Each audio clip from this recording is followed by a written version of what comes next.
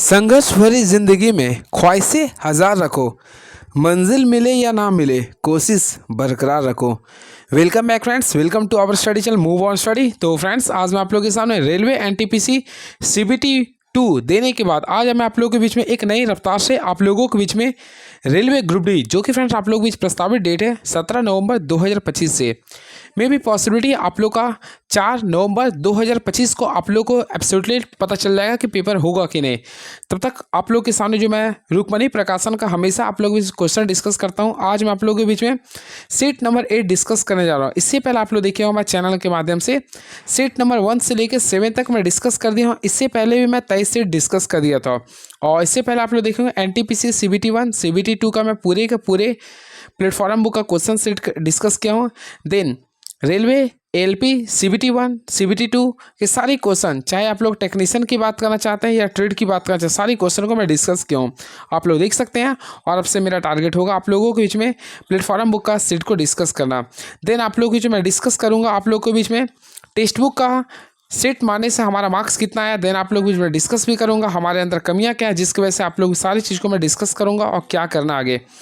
तो चलिए देखते हैं क्वेश्चंस क्या लिख रहा है। देन आप लोग भी सारे क्वेश्चन को भी डिस्कस करूंगा, और आप लोग डिस्कशन करोगे देखते हैं तो काफ़ी आप लोग का फ्रूटफुल होगा। तो देखते हैं सेट नंबर 8 का first of all question is now. सारे क्वेश्चन को देखिए मैं किस टाइप से डिस्कस करता हूँ। अमीबा में अलैंगिक जनन की सामान्य विधियाँ क्या है। होपफुली फ्रेंड्स आप लोग पढ़े होंगे। तो अमीबा में अलैंगिक जनन की जो विधियाँ होती है उसे बोलते हैं द्विविभाजन, इसे इंग्लिश में बोलते हैं बाइनरी रिप्रोडक्शन बोलते हैं। तो option number B is the right answer. I hope आप लोग को क्लियर हुआ होगा। क्लियर है, चलिए बातें करना चाहते हैं आप लोग कमेंट बॉक्स में लिखे पुनरुद्भवन। तो पुनरुद्भवन किसमें होता है, क्लियर है। चलिए and very next question is now, मानव की आंत में पाई जाने वाली जीवाणु है। तो फ्रेंड्स आप लोग पढ़े होंगे मानव की आंत में पाई जाने वाली जीवाणु जो होता है ई कॉली होता है, ई कॉली होता है। तो ऑप्शन नंबर सी को क्लिक करेंगे, option number C is the right answer. Clear है, इसे बोलते हैं एचीरिया कोलाई बोलते हैं, एचीरिया कोलाई बोलते हैं, जिसे ई कोलाई भी कहते हैं। क्लियर है, और फ्रेंड्स याद रखिए एक क्षण आकृति के रूप में जीवाणु के रूप में पाई जाती है। चलिए very next question is now, pteridophyta को अन्य किस नाम से पुकारा जाता है। ये सबसे इजी क्वेश्चन है, होपफुली फ्रेंड्स आप लोग पढ़े होंगे। टेरिडोफाइटा फेस को समवनी क्रिप्टोगैम्स कहते हैं, क्या बोलते हैं, समवनी क्रिप्टोगैम्स बोलते हैं। तो option number B is the right answer. And very next question is now, तो नेक्स्ट क्वेश्चन ये लिख रहा, कांच को गहरा नीला रंग देने के लिए कौन सा पदार्थ उपयोगी पदार्थ है। होपफुली फ्रेंड्स आप लोगों को पता है, इसके लिए कैल्शियम ऑक्साइड, इसे हम लोग बोलते हैं COO2, जिसे फ्रेंड्स आप लोग को पता होगा, इसके बारे में आप लोग पढ़े भी होंगे। क्लियर है, तो ऑप्शन नंबर डी को क्लिक करेंगे। चलिए and very next question is now, तो यहाँ पे नेक्स्ट क्वेश्चन आप लोगों के सामने लिख रहा है, संपर्क विधि से H2SO4 यानी सल्फ्यूरिक एसिड के निर्माण में प्रयुक्त होने वाला कैटलिस्ट यानी उत्प्रेरक का नाम लिखिए। सबसे पहले मैं आप लोगों को बताना चाहता हूँ H2SO4 का जो फॉर्मेशन होता है वह कॉन्टैक्ट विधि से होता है, जिसे लोग बोलते हैं संपर्क विधि। और इसके लिए जो कैटलिस्ट का जो प्रयोग किया था उसे बोलते हैं V2O5, जिसे बोलते हैं वेनेडियम पर ऑक्साइड बोलते हैं, पेंटा ऑक्साइड बोलते हैं। क्लियर है, वही बातें करना चाहते हैं। एक होता है अमोनिया, तो ऑलरेडी फ्रेंड्स अमोनियम पढ़े होंगे। तो अमोनिया का सूत्र होता है NH3 होता है। इनको निर्माण करने में हैबर विधि का प्रयोग करता है, उसमें उत्प्रेरक के रूप में किसका प्रयोग करता है, लोहा का करते हैं, Fe का कलेक्ट करते हैं। क्लियर है, उसी प्रकार एक होता है हाइड्रोजनीकरण, तो हाइड्रोजनीकरण में लोग किसका प्रयोग करता है, निकेल या फिर पैडमियम का करते हैं। ये सारी चीज़ को याद रखिएगा। देखिए ये क्वेश्चन आ चुका है रीजनिंग का। चलिए देखते हैं रीजनिंग का क्वेश्चन किस टाइप से लिख रहा है। लीला प्रातः ऑफिस से निकलती है, उसका ऑफिस घर से 2 किलोमीटर दूर है, इसलिए वह पैदल चलकर जाना पसंद करती है। वह घर से सूर्य के विपरीत दिशा में चलना शुरू करती है। फ्रेंड्स आप लोग को ऑलरेडी पता है सूर्य के विपरीत दिशा यानी कि पश्चिम दिशा ही चलना प्रारंभ करते हैं। क्लियर है, तो देखिए मान लीजिए आप लोग का यहाँ पे लीला है, ये पश्चिम दिशा की ओर चलना प्रारंभ करता है। अब वह 500 मीटर चलते हैं, देखिए 500 मीटर मैं इसको चला दिया हूँ, फिर वह दाईं ओर मुड़ती है। तो फ्रेंड्स ये दाईं ओर मुड़ती है और 200 मीटर चलती है। तो देखिए ये दाईं ओर मुड़ेगी और 200 मीटर चलेगी, तो ऑलरेडी देखिए ये पश्चिम से चली है, अब 200 मीटर चलना है दाईं ओर मुड़कर। तो यहाँ से अगर हम लोग इससे 200 मीटर चलाएंगे तो सिंपल वे में देखिए दाईं ओर मुड़ के 200 मीटर अब इसको चला दिए। क्लियर है, अब 200 मीटर चल गया ये। फिर आप लोगों के सामने दिख रहा, अब वह बाईं ओर मुड़ती है और अपने ऑफिस को चलना शुरू करती है। तो देखिए बाईं ओर मुड़ने पर ही ऑफिस की ओर चलना शुरू करे। क्लियर है, उसका घर से ऑफिस किस दिशा में है। फ्रेंड्स मैं आप लोग को क्वेश्चन बताया, देखिए ये इनका घर था और ये ऑफिस था, देखिए किस दिशा में ये। तो देखिए आप लोग ऑलरेडी पढ़े होंगे न्यूज NEWS, इसके रिगार्डिंग आप लोग देखिएगा तो इस टाइप से आ रहा है, यानी कि नॉर्थ और वेस्ट से आ रहा है। नॉर्थ और वेस्ट यानी उत्तर पश्चिम की दिशा की ओर जा रही है। तो ऑप्शन के रिगार्डिंग देखें तो ऑप्शन नंबर डी को क्लिक कर सकते हैं। एंड वेरी नेक्स्ट क्वेश्चन, ये रीजनिंग का क्वेश्चन होपफुली बना लिए होंगे। देखिए यहाँ पे 45 लिख रहा, देन 5 डिक्रीज किया 40 35, तो इसके बाद बीच में 30 होगा, 30 के बीच क्या होगा 25 होगा, तो 30 और 25 देखिए आप लोग को ऑप्शन नंबर डी में लिख रहा है, तो ऑप्शन नंबर डी को क्लिक कर सकते हैं। एंड वेरी नेक्स्ट क्वेश्चन, निम्नलिखित में कौन सा शेष से भिन्न है? चढ़ना, रेंगना, तैरना, सोचना। देखिए आप लोग देखेंगे चढ़ना भी एक वर्क होता है जो इसमें आप लोग का मस्कुलर एनर्जी का यूज होता है, देन आप लोग का रेंगना भी वही होता है, तैरना भी, लेकिन सोचना आप लोग का मस्कुलर एनर्जी का प्रयोग नहीं होता। तो ऑप्शन के अकॉर्डिंग सोचना जो कि ऑप्शन नंबर डी, तो डी किस में लिख रहा है? सी में, तो ऑप्शन नंबर सी को क्लिक कर देंगे। नेक्स्ट क्वेश्चन, जेड ए से कहता है कि बंदर सभी जानवरों में सबसे मज़ेदार है क्योंकि वे मानवीय व्यवहार की नकल करते हैं। निष्कर्ष, बंदर के व्यवहार पर जेड आश्चर्यचकित है। सेकेंड, ए बंदरों को पसंद करता है। फ्रेंड्स अगर आप लोग देखिएगा तो इसमें देखिए आश्चर्यचकित है तभी नहीं बोल रहा, तो ऑप्शन नंबर केवल यानी सी को क्लिक करेंगे। क्लियर है? चलिए एंड नेक्स्ट क्वेश्चन, किसी कुड भाषा में बीईई को वाई वीवी के रूप में लिखा जाता है। फ्रेंड्स देखिए बी का अपोजिट क्या होता है? बाई यानी वाई होता है, ई का अपोजिट क्या होता है? भी, फिर ई का अपोजिट क्या होता है? भी। देखिए अपोजिट लिख रहा, देन आप लोग को क्वेश्चन में आप लोग को बोल रहा ए एन टी का, सबसे पहले ए का अपोजिट होता है जेड होता है, एन का अपोजिट एम होता है, टी का क्या होता है? जी। तो जी एम टी अगर आप लोग देखिएगा तो क्लिक कर सकते हैं। तो ऑप्शन के रिगार्डिंग देखिए ऑप्शन नंबर डी को क्लिक कर दीजिए। चलिए ये रहा 10 क्वेश्चन। चलिए अब 11 नंबर क्वेश्चन को देखते हैं क्या है। आज मैं पूरे डिस्कस नहीं करूँगा, केवल और केवल क्वेश्चन को डिस्कस करूँगा। आप लोग बताइए मैं किस टाइप से बताऊँगा। ये वेन डायग्राम का क्वेश्चन है, इसमें लिखा है कपड़े, शर्ट, ताला। सबसे पहले देखिए ये मान लीजिए कपड़ा है, कपड़ा का ही शर्ट बनता है और ताला आप लोग का बिल्कुल अलग होता है। तो इस टाइप से अगर आप लोग देखिए तो Venn diagram option number C को क्लिक कर सकते हैं। And very next question is now, Vikram Sarabhai अंतरिक्ष केंद्र कहाँ स्थित है? होपफुली फ्रेंड्स आप लोगों को पता होगा विक्रम साराभाई अंतरिक्ष केंद्र तिरुवनंतपुरम में स्थित है, तिरुवनंतपुरम में। तो ऑप्शन नंबर डी को क्लिक कर सकते हैं। Option number D is the right answer. Clear है? बातें करना चाहते हैं इसरो, तो फ्रेंड्स याद रखें इसरो के वर्तमान अध्यक्ष वी नारायण है, याद रखें वी नारायण है। क्लियर है? And very next question is now, कृषि पर आधारित धार्मिक नुआखाई त्यौहार। देखिए नुआखाई त्यौहार आप लोग हमेशा पूछता है, नुआखाई त्यौहार किस राज्य में मनाया था? ये फ्रेंड्स मेरा एनटीपीसी सीबीटी 1 में आया था, इसलिए मुझे आज भी याद है। ये उड़ीसा राज्य में मनाया था, उड़ीसा राज्य में मनाया था। क्लियर है? तो ऑप्शन नंबर सी को क्लिक करेंगे। याद रखेंगे नुआखाई फेस्टिवल कहाँ मनाते हैं? उड़ीसा राज्य में मनाते हैं। क्लियर है? चलिए ये जो त्यौहार होता है गणेश चतुर्थी के उत्सव में के एक दिन बाद मनाया था, इस चीज़ को भी याद रखिएगा। और ये फसल उत्सव है। चलिए नेक्स्ट क्वेश्चन, स्वराज पार्टी की स्थापना किस वर्ष की गई थी? होपफुली फ्रेंड्स आप लोगों को पता होगा स्वराज पार्टी का स्थापना जो हुआ था 1 जनवरी 1923 को हुआ था, 1 जनवरी 1923 को हुआ था, जिसमें मेन व्यक्ति थे आप लोग को पढ़े होंगे मोतीलाल नेहरू। देखिए मोतीलाल नेहरू थे, मोतीलाल नेहरू, देन आप लोग का चित्तरंजन दास थे यानी CR दास थे। क्लियर है? और इसका स्थापना जो हुआ था वह इलाहाबाद में हुआ था, इलाहाबाद में हुआ था, जिसे हम लोग प्रयागराज कहते हैं। और फ्रेंड्स आप लोग को पता होगा इस बार महाकुंभ का मेला कहाँ लगा था? तो इलाहाबाद में लगा था। क्लियर है? जो कि 144 वर्ष के बाद लगा हुआ था।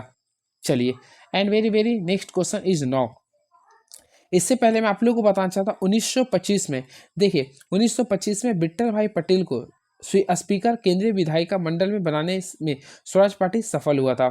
अगला क्वेश्चन, फारसी विद्वान अलबरूनी अफगानिस्तान और भारत पर हमले के दौरान किस आक्रमणकारी के साथ था? तो फ्रेंड्स आप लोग पढ़े होंगे, इसका राइट आंसर होगा महमूद गजनवी। क्या था ये? महमूद गजनवी। तो याद रखिएगा फारसी विद्वान अलबरूनी अफगानिस्तान और भारत पर हमले के दौरान महमूद गजनवी के साथ था। तो ऑप्शन के अकॉर्डिंग देखिए तो ऑप्शन नंबर ए को क्लिक कर देंगे। आई होप आप लोग पढ़े होंगे। बातें करना चाहते हैं अलबरूनी, तो फ्रेंड्स अलबरूनी कहाँ के रहने वाले थे? क्वेश्चन पूछता तो उज्बेकिस्तान के रहने वाले थे। क्लियर है? चलिए और तो वैसा कुछ है नहीं तो मैं डिस्कस करता हूँ। इससे पहले फिर इब्न बतूता मोरक्को के रहने वाले थे। देखिए इब्न बतूता के बारे में मोरक्को के रहने वाले जो थे, जो मोहम्मद बिन तुगलक के शासनकाल में भारत आया था। क्लियर है? और इब्न बतूता की एक पुस्तक का नाम था रेहला, ये भी क्वेश्चन पूछता है, रेहला था। क्लियर है? और बाकी इसमें कुछ वैसा है नहीं तो मैं डिस्कस कर देता। नेक्स्ट क्वेश्चन, ये इसमें देखिए आप लोगों को क्या निकालना, इसमें 40 छात्र वाले हैं ये, इसमें आप लोग इसका माध्य निकालना। होपफुली फ्रेंड्स माध्य निकालना आप लोग जानते होंगे। तो देखिए इस टाइप का कंडीशन देता है तो माध्य 15 को 3 से मल्टीप्लाई किए 45 आ गया, 16 को 8 से मल्टीप्लाई करेंगे तो 128 आएगा, 17 को 10 से गुना करें 170 आएगा, 18 को 10 से गुना करें 180 आएगा, 19 को 5 से गुना करें 95 आएगा, 20 को 4 से गुना करें 80 आएगा। अब सारे को हम लोग क्या करेंगे? सम कर देंगे, यानी सारे को सम करने के बाद क्या करेंगे? टोटल ओवरऑल देखेंगे हम लोग का ये क्या था? एफ क्या था? फ्रीक्वेंसी 5 4 9 10, 19, 19 10 29, 29 3 22 और 8 40 होता है। 40 से डिवाइड कर देंगे। होपफुली फ्रेंड्स सारी को अगर आप लोग ऐड किए होंगे, यानी कि 45 plus 128 plus 120 plus 180 plus 95 plus 80, और इसको 40 से डिवाइड किया। तो देखिए पहले इसको ऐड किया तो 698 आया होगा, देन इसे 40 से डिवाइड कीजिएगा तो ओवरऑल आप लोग को भी जो आएगा 17.45 आएगा, 17.45 आएगा। तो ऑप्शन के रिगार्डिंग देखिएगा, तो ऑप्शन नंबर ए को क्लिक कर देंगे।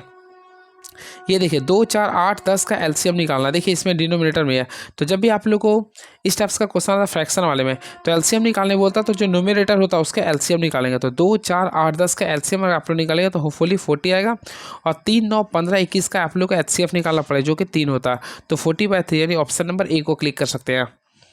रमेश एक वस्तु को उसके वास्तविक मूल्य से 15% कम मूल्य पर खरीदता है और इसे इसके वास्तविक मूल्य से 10% अधिक मूल्य पर बेच देता है, तो प्रतिशत लाभ लगभग ज्ञात करें। फ्रेंड्स सबसे पहले आप लोगों को पता नहीं है, तो आप लोगों को क्या मानना पड़ेगा, सबसे पहले मान लीजिए वास्तविक मूल्य। तो ऑलरेडी वास्तविक मूल्य मुझे नहीं पता, तो हम लोग 100 मान लेंगे। क्या मानेंगे, 100 मान लेंगे। अब इसे क्या हो रहा है, 15% कम मूल्य पर खरीदता है, यानी हम लोग सीपी मान लेंगे। तो ये 15% कम है, तो आप लोग का 85 हो गया सीपी।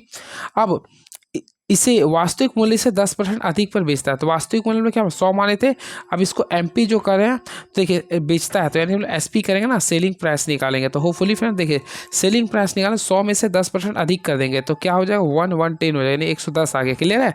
आप लोग प्रॉफिट देखिए, यानी कि फिर 110 में बेचे, खरीदे कितना था 85 में, तो ओवरऑल यहाँ पे प्रॉफिट देखेंगे तो 25 रुपये आ रहा है। कितना रहा है, 25 रुपये आ रहा। तो पूरा प्रतिशत लाभ ज्ञात करें, तो देखिए 25 कर लेंगे, और इसमें सीपी कितना था, तो ऑलरेडी देखेंगे 85 था, इंटू क्या करें 100 से मल्टीप्लाई कर देंगे।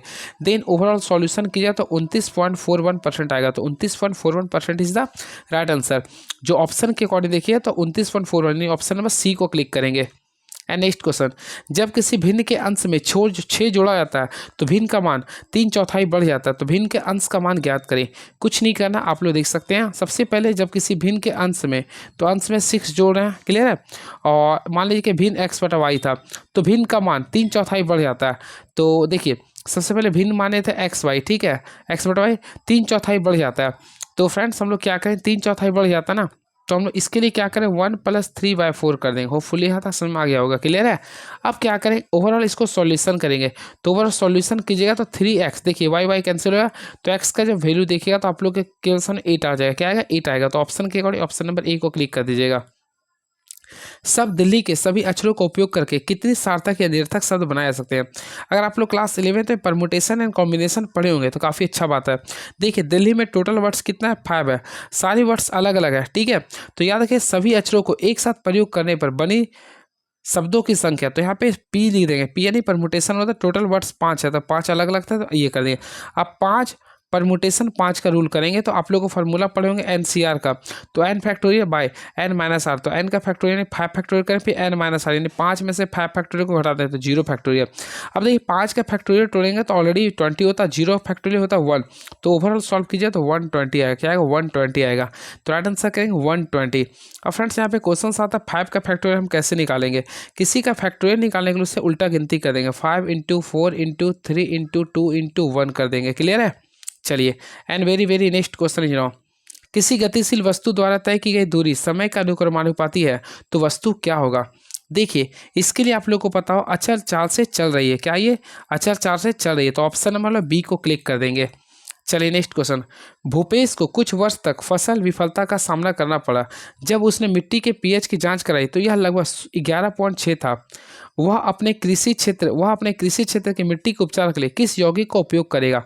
फर्स्ट ऑफ ऑल फ्रेंड्स अगर आप लोग देखना चाहते हैं 11.6, ऑलरेडी आप लोग को पता हो 11.6 आप लोग का क्या एक क्षारकीय रहा, तो ऑलरेडी इसमें अगर आप लोग देखिएगा ऑप्शन के अकॉर्डिंग तो एल्युमिनियम सल्फेट का ही आएगा, तो ऑप्शन नंबर डी को क्लिक कर देंगे, एल्युमिनियम सल्फेट का आएगा। क्लियर है।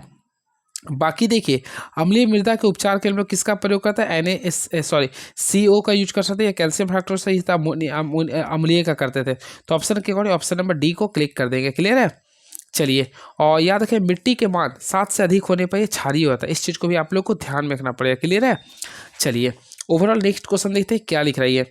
ये लिखा देखिए नाइट्रिक अम्ल प्लस पोटेशियम हाइड्रोक्साइड समीकरण लिख रही है, तो बोला कौन सा उदाहरण है। होपफुली फ्रेंड्स अगर आप लोग देखिए तो आप लोग देखिए सबसे पहले अगर आप लोग देखिए ये आप लोग का एक अम्ल है HNO3 का, एक नाइट्रिक अम्ल है, ये अम्ल है आप लोग का, और ये क्या बेस है, तो एसिड प्लस बेस मिलके आप लोग का देखिए ये क्या बना रहा, तो ये देखिए आप लोग का एक साल्ट बना रहा है, ये वाटर। तो इस प्रकार के रिएक्शन को बोलते हैं न्यूट्रलाइजेशन रिएक्शन, जिसे हिंदी में बोलते हैं उदासीनीकरण अभिक्रिया। तो ऑप्शन नंबर सी को क्लिक कर देंगे। क्लियर है? चलिए, and very very next question रहा हूँ। उस उदासीनीकरण अभिक्रिया के अभिकारकों का अनुमान लगाए जिसके उत्पाद लिथियम सल्फेट और जल है। तो देखिए, लिथियम सल्फेट का फॉर्मूला क्या होगा? तो देखिए, आप लोग बनाए होंगे, तो लिथियम सल्फेट का अगर निकालेंगे तो LiSO4 होगा। क्लियर? लिथियम सल्फेट और जल का तो ऑलरेडी आप लोग जानते हैं H2O होता है। तो देखिए, इसके लिए आप लोग को क्या करना पड़ेगा? देखिए, लिथियम हाइड्रोक्साइड से अभिक्रिया करना पड़ेगा, देन आप लोग को लिखना पड़ेगा सल्फ्यूरिक एसिड। तो lithium hydroxide plus sulphuric acid. तो ऑप्शन के रिगार्डिंग देखिएगा, तो ऑप्शन नंबर ए में ही दिख रहा है, तो ऑप्शन नंबर ए को क्लिक कर देंगे। अगेन देखिए, सल्फ्यूरिक एसिड को अगर आप लोग लिखते हैं तो H2SO4 लिख सकते हैं। क्लियर है? प्लस लिथियम हाइड्रोक्साइड को तो Li क्या लिखे, हाइड्रोक्साइड का OH होता है। क्लियर है? अब इसको बैलेंस वगैरह कीजिएगा तो आप लोग का सेम ही आ जाएगा। चलिए, अगला क्वेश्चन देखते हैं क्या लिख रहा है। निम्नलिखित में से गलत कथनों का चयन करें। ये आप लोग का पीरियोडिक टेबल का क्वेश्चन है। चलिए देखते हैं क्या लिख रहा है। फर्स्ट ऑफ ऑल देखते हैं, न्यूलैंड्स ने तत्वों को बढ़ते हुए परमाणु द्रव्यमान के क्रम में व्यवस्थित किया और अष्टक नियम दिया। बिल्कुल फ्रेंड, न्यूलैंड्स का जो तत्व का जो नियम था वह बढ़ते हुए परमाणु द्रव्यमान पे दिया था और इसे अष्टक का नियम दिया था। पहला बिल्कुल आप लोगों को ओवरऑल सही है। क्लियर है? तो न्यूलैंड्स ने अष्टक नियम दिया था। सोडियम लिथियम के बाद 8वां तत्व बिल्कुल है। देखिए, आप लोग भी पढ़े होंगे, तो सोडियम लिथियम के बाद 8वां तत्व है। देखिए कैसे करना। लिथियम, लिथियम के बाद क्या था? Beryllium, then boron, carbon, nitrogen, oxygen. Oxygen fluorine को छोड़ देते हैं। ठीक है? तो फ्लोरीन नियॉन को छोड़ने के बाद क्या लिखता है? सोडियम। तो देखिए यहाँ पे आ रहा नहीं है, तो 8वां तत्व हो रहा है, ये बिल्कुल सही है। देन कैल्शियम, बेरियम के बाद 8वां तत्व, ये भी पढ़े होंगे, नहीं तो आप लोग को पढ़े होंगे। देखिए बेगम के साथ, देखिए बेरिलियम के बाद आते हैं मैग्नीशियम, मैग्नीशियम के बाद क्या था? कैल्शियम। तो देखिए बेरिलियम का मैग्नीशियम आ रहा है, तो ये भी ओवरऑल सही है। नेक्स्ट, अष्टक नियम केवल मैग्नीशियम तक लागू था। नहीं फ्रेंड, मैग्नीशियम तक नहीं लागू था, ये आप लोग को मैं बताना चाहता। अष्टक नियम केवल और केवल कैल्शियम तक लागू था। कहाँ तक? कैल्शियम तक लागू था, क्योंकि कैल्शियम प्रत्येक 8वें तत्व के पहले से मौजूद है। तो ऑप्शन नंबर डी गलत है आप लोग का, चौथा। तो चौथा अगर देखिएगा तो आप लोग को ऑप्शन नंबर ए में लिख रहा है, तो ऑप्शन नंबर ए को क्लिक करेंगे। होपफुली आप लोग को समझ में आ गया होगा। क्लियर है? और न्यूलैंड्स के आवर्त सारणी का प्रथम तत्व जो था वो हाइड्रोजन था। प्रथम तत्व हाइड्रोजन था और वह अंतिम तत्व जो था वो थोरियम था। इस चीज़ को भी आप लोग ध्यान में रखिएगा। चलिए नेक्स्ट क्वेश्चन, 19 फरवरी 2018 को सोमवार है, तो 19 अप्रैल 2019 को कौन सा दिन होगा? फ्रेंड्स, इसमें देखिए आप लोग को बोला 19 फरवरी 2019 को एक साल बढ़ गया है। हम लोग देखिए 18 से 19 एक साल हो रहा है। क्लियर? आइए देखिए, आप लोग का एक नॉर्मल ईयर है, तो नॉर्मल ईयर में सोमवार है, तो देखिए सबसे पहले फरवरी, तो फरवरी ऑलरेडी आप लोग को पता हो। देखिए इसमें आप लोग को फरवरी 2018 में कितना दिन था? 28 दिन का होता था, तो इसमें शेष 9 दिन बच गया। क्लियर है? अब देखिए 2029 की बात करना चाहते हैं। देखिए फरवरी और मार्च कितना होगा? 31 होगा। देन यहाँ पे अप्रैल का देखिए टोटल ओवरऑल 19 है। अब इसको टोटल सम करके हम लोग इसको 7 से डिवाइड कीजिए, तो ओवर फ्रेंड इसको सम कीजिए तो 59 आएगा। 59 को 7 से डिवाइड कीजिएगा तो आप लोग का रिमाइंडर 3 डेज आएगा, 3 विषम डे आएगा। तो आप लोग क्या कीजिए, सोमवार में 3 दिन को ऐड करिए, मंगलवार, बुध, सॉरी ये 3 तो इधर आ गया, एक ऑलरेडी पहले से था, तो 3 और 1 4 हो गया। क्या हो गया? 3 और 1 4 हो गया। क्लियर है? तो क्या करेंगे? 3 और 1 4 बढ़ा देंगे, तो फ्रेंड्स सोमवार में 4 दिन बढ़ा देंगे तो ऑलरेडी शुक्रवार आ जाता है। ऑप्शन नंबर 4 डी को यानी शुक्रवार को क्लिक कर देंगे। नेक्स्ट क्वेश्चन, आर वाई का बेटा है। देखिए ये जो आर जो है ना किसका बेटा है? वाई का। तो चलिए आर वाई का बेटा, वाई के की पत्नी है, तो वाई जो है ना के की पत्नी है, तो ये माइनस है, तो ये आप लोग का प्लस है। दोनों के बीच क्या रिलेशन है? पति पत्नी का। अब देखिए आर वाई का बेटा था, प्लस कर दिए। के जेड का इकलौता पुत्र है। के जो है ना जेड का इकलौता पुत्र है, यानी कि देखिए यहाँ पे जेड का इकलौता पुत्र है। जेड की पत्नी कुछ साल पहले निधन हो गया। हटाइए, जेड का आर से क्या संबंध है? तो देखिए आप लोग को यहाँ पे रिलेशनशिप पूछ रहा है जेड का आर से, तो देखिए ओवरऑल अगर आप लोग देखिएगा जेड का आर से क्या संबंध है, तो ऑलरेडी ये दादाजी है ना, तो ऑप्शन नंबर बी को क्लिक कर देंगे। चलिए, यदि डिवाइड का अर्थ मल्टीप्लाई, मल्टीप्लाई का अर्थ प्लस, प्लस का अर्थ माइनस, माइनस का डिवाइड है, तो निम्न समीकरणों का मान ज्ञात करें। कुछ नहीं करना, देखिए 31 लिख देंगे। देन मल्टीप्लाई के यहाँ पे प्लस करना आप लोगों को +5, प्लस के यहाँ पे आप लोगों को क्या लिखना? माइनस करना 16, फिर माइनस के यहाँ पे लोग क्या करना? डिवाइड 4, फिर डिवाइड के यहाँ पे क्या करना? मल्टीप्लाई 92। सॉल्व कर लीजिए ना इसको, तो देखते हैं क्या लिख रही है। 31 हो गया, +5 हो गया, -16 को 4 से डिवाइड कीजिएगा तो 4 आ जाएगा। फिर इसके बाद यहाँ पे मल्टीप्लाई करना पड़ेगा ओवरऑल 92 से। चलिए सॉल्व करते हैं। तो फ्रेंड्स 11 5 देखिए 31 यहाँ पे मल्टीप्लाई कर देंगे, 31 + 5 कर देंगे, -4 को 92 से मल्टीप्लाई करेंगे तो ओवरऑल क्या बचा? 368 बचेगा। क्लियर है? अब देखिए 31 + 5 क्या होता है? 36। 31 + 5 36 हो, 36 में से 368 को माइनस करेंगे तो -332 बच जाएगा। तो फ्रेंड्स ओवरऑल अगर देखिएगा तो -332 बच जाएगा। तो ऑप्शन नंबर सी को क्लिक कर देंगे। चलिए अगला क्वेश्चन देखते हैं क्या लिख रही है। देखिए आप लोग का क्वेश्चन ही काफ़ी, देखिए आप लोग इसमें वेन डायग्राम के रूल से बनाते होंगे, लेकिन मैं वेन डायग्राम का यूज नहीं करता हूँ, डायरेक्टली यूज करता हूँ। मेरे पास एक प्लस माइनस का रूल होता है। कुछ अखरोट काजू है। सबसे पहले देखिए यहाँ पे अखरोट है और ये काजू है। सबसे पहले पॉजिटिव में है। अब देखिए अखरोट और काजू के बीच कोई संबंध है, देखिए यहाँ पे लाने के लिए प्रयास किए, दोनों कैंसिल होते हैं। यहाँ पे कोई रिलेशन नहीं, तो पहला आप लोग कैंसिल हो गया। कुछ अखरोट गुड़ है, तो ये अखरोट यहाँ पे गुड़ है। देखिए यहाँ प्लस माइनस माइनस का कंडीशन आता है, ये भी कंडीशन माइनस खत्म हो जाएगा। ये लास्टली कोई भी खाद्य पदार्थ काजू नहीं है, तो देखिए खाद्य पदार्थ, तो खाद्य पदार्थ ये है आप लोग का, और ये काजू, खाद्य पदार्थ का संबंध किससे लिख रहा, काजू से। तो देखिए यहाँ पे काजू नहीं है, तो कोई भी खाद्य काजू नहीं है, तो ओवरऑल फ्रेंड देखिए इसका कोई रिलेशन ही नहीं है। तो ऑप्शन नंबर थर्ड को सही, यानी कि इसमें देखिएगा ना, तो ओवरऑल केवल तीसरा सही है, तो तीसरा सही, यानी ऑप्शन नंबर ए को क्लिक कर देंगे। एंड वेरी नेक्स्ट क्वेश्चन ही रहा हूँ। तो देखिए नेक्स्ट क्वेश्चन क्या है, ये आप लोग का क्वेश्चन 30 नंबर, आप लोग खुद से बताइए क्या होगा। क्लियर है, ये मैं क्वेश्चन आप लोगों के लिए छोड़ रहा हूँ। ये क्वेश्चन देखिए, यदि 8 मार्च 2009 को रविवार है, तो 1 फरवरी 2021 को सप्ताह का कौन सा दिन होगा। कुछ नहीं करना, देखिए मैं अगर सॉल्व करता हूँ ना, मैं लास्टली मेरा तरीका है डायरेक्टली 1 फरवरी 2021 का ही डायरेक्टली निकालता हूँ। देखता हूँ, मैं प्रयास करता हूँ। सबसे पहले इसको निकालेगा, तो देखिए टोटल ये 400 ईयर वाला 2000 था, ये जो कि कैंसिल हो गया। इसके बाद आप लोग का 21 आ गया, तो 21 आप लोग को पूरा क्लियर नहीं हुआ, तो यहाँ पे टोटल 20 ईयर हो गया। 20 ईयर में हम लोग को देखेंगे फ्रेंड्स, यहाँ पे रिमाइंडर यानी कि कुल कितना लीप ईयर है, तो हम लोग लीप ईयर के लिए 4 से डिवाइड करें तो 5 आ गया। ठीक है, इसको 2 से मल्टीप्लाई करेंगे। अब 20 में से 5 को माइनस करेंगे, 15 गुना 1 कर देंगे, तो ओवरऑल यहाँ पे 10 प्लस 15 आ रहा है, यानी 25। अब 25 को 7 से डिवाइड करें तो 7 के 4 रिमाइंडर आ गया। तो फ्रेंड्स यहाँ पे देखें 4 रिमाइंडर आ गया 2021 वर्ष तक। क्लियर है, अब देखेंगे जनवरी में 3 डेज आता, फरवरी में तो 4 3 7 और 1 8 आ रहा, तो 8 को 7 से डिवाइड करें, 1 रिमाइंडर आएगा। हम क्या करेंगे, संडे में एक दिन को ऐड करेंगे, तो संडे और एक क्या होता है, मंडे। तो ओवरऑल आप लोग का ऑप्शन नंबर डी होगा। मैं इसी प्रोसेस से बनाता हूँ, अगर आप लोग भी बनाते हैं तो देखिएगा सही हो जाएगा। इसका राइट आंसर भी डी ही है। ठीक है, तो इस टाइप से आप लोग भी बना सकते हैं, मेरा प्रोसेस यही है। चलिए अगला क्वेश्चन, भारत के सर्वोच्च न्यायालय के पहली महिला न्यायाधीश कौन थे। तो फ्रेंड्स याद रखिए, भारत के सर्वोच्च न्यायालय के पहली महिला न्यायाधीश का नाम था फातिमा बीबी। क्या था, फातिमा बीबी। तो ओवरऑल ऑप्शन नंबर डी को काफ़ी मोहब्बत से क्लिक कर देंगे, तो option number D is the right answer. Clear है, बातें करना चाहते हैं यहाँ पे उच्चतम न्यायालय का। तो यहाँ पे देखिए सबसे पहले उच्चतम न्यायालय को हम लोग सर्वोच्च न्यायालय बोलते हैं। और क्वेश्चन आते ही कब बनी थी, तो फ्रेंड ये न्यायाधीश थी। और फ्रेंड्स याद रखिए मुख्य न्यायाधीश आज तक कोई नहीं बनी है, तो 1989 के थे। क्लियर है, चलिए वही फ्रेंड्स बातें करना चाहते हैं अभी। तो भारत में वर्तमान, अभी आप लोगों को बताना चाहते हैं, अभी आप लोगों को पता होगा, 1 मिनट, एक इंपॉर्टेंस कंसेप्ट बताना है, ध्यान से सुनिएगा केवल।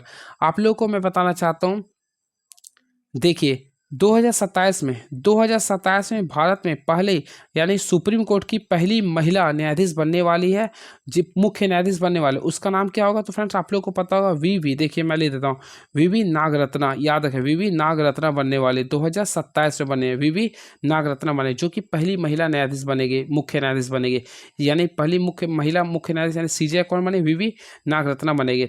इससे पहले भारत में वर्तमान में 52 में कौन है, तो BR गवई है। कौन है ये, BR गवई है। ये भी आप लोग को ध्यान में रखना पड़ेगा, लेकिन इसका भी टेन्यू ओवरऑल होने वाला 53वां का नियुक्ति होने वाला है। इसका नाम है सूर्यकांत। क्या ये, सूर्यकांत है, ये भी आप लोग को याद रखना पड़ेगा। क्लियर है, चलिए एंड वेरी नेक्स्ट क्वेश्चन, निम्नलिखित में कौन सा नृत्य शैली राजस्थान से संबंधित नहीं है।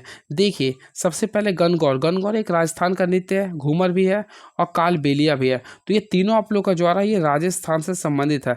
लेकिन लावनी जो होता है फ्रेंड्स, ये आप लोग पढ़े हुए होंगे, महाराष्ट्र का होता है। कहाँ का होता है ये, महाराष्ट्र का। तो ऑप्शन नंबर बी को क्लिक कर देंगे, तो option number B is the right answer. Clear है, चलिए and very next question is now. तो क्या लिखा देखिए, उस नेता का नाम बताइए जिसके विरोध के कारण 1928 में कांग्रेस और मुस्लिम लीग के बीच समझौते के सभी उम्मीदें समाप्त हो गई थी। देखिए सभी उम्मीदें समाप्त हो गई थी। तो उन नेता का नाम क्या है फ्रेंड्स, आप लोग कमेंट बॉक्स में लिख सकते हैं, लेकिन आप लोग MR जयंकर थे। तो MR जयंकर थे, तो याद रखें MR जयंकर थे। कौन थे ये, MR जयंकर थे। याद रखें MR जयंकर थे, जिसके विरोध के कारण 1928 में कांग्रेस और मुस्लिम लीग के बीच समझौते की सभी उम्मीदें समाप्त हो गई थी। क्लियर है, देखिए 1928 में सर्वदलीय बैठक में मोहम्मद अली जिन्ना के 14 सूत्रीय मांग नहीं मानने के दबाव वाले MR जयशंकर सबसे आगे थे। क्लियर है, चलिए बातें करना चाहते हैं 1916 में।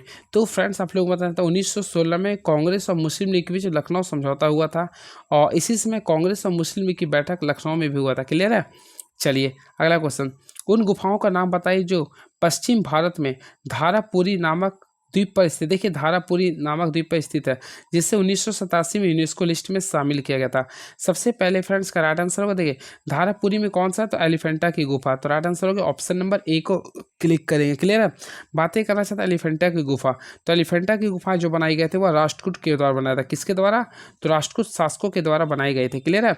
और एलोरा की गुफा में भगवान शिव की त्रिमूर्ति है। इस चीज को भी आप लोग को ध्यान में रखिएगा। बातें करना चाहते हैं, देखिए ये सॉरी इसमें एलिफेंटा की गुफाएं था, मैं गलत पढ़ दिया हूँ। ठीक है, इसको याद रखिएगा आप लोग।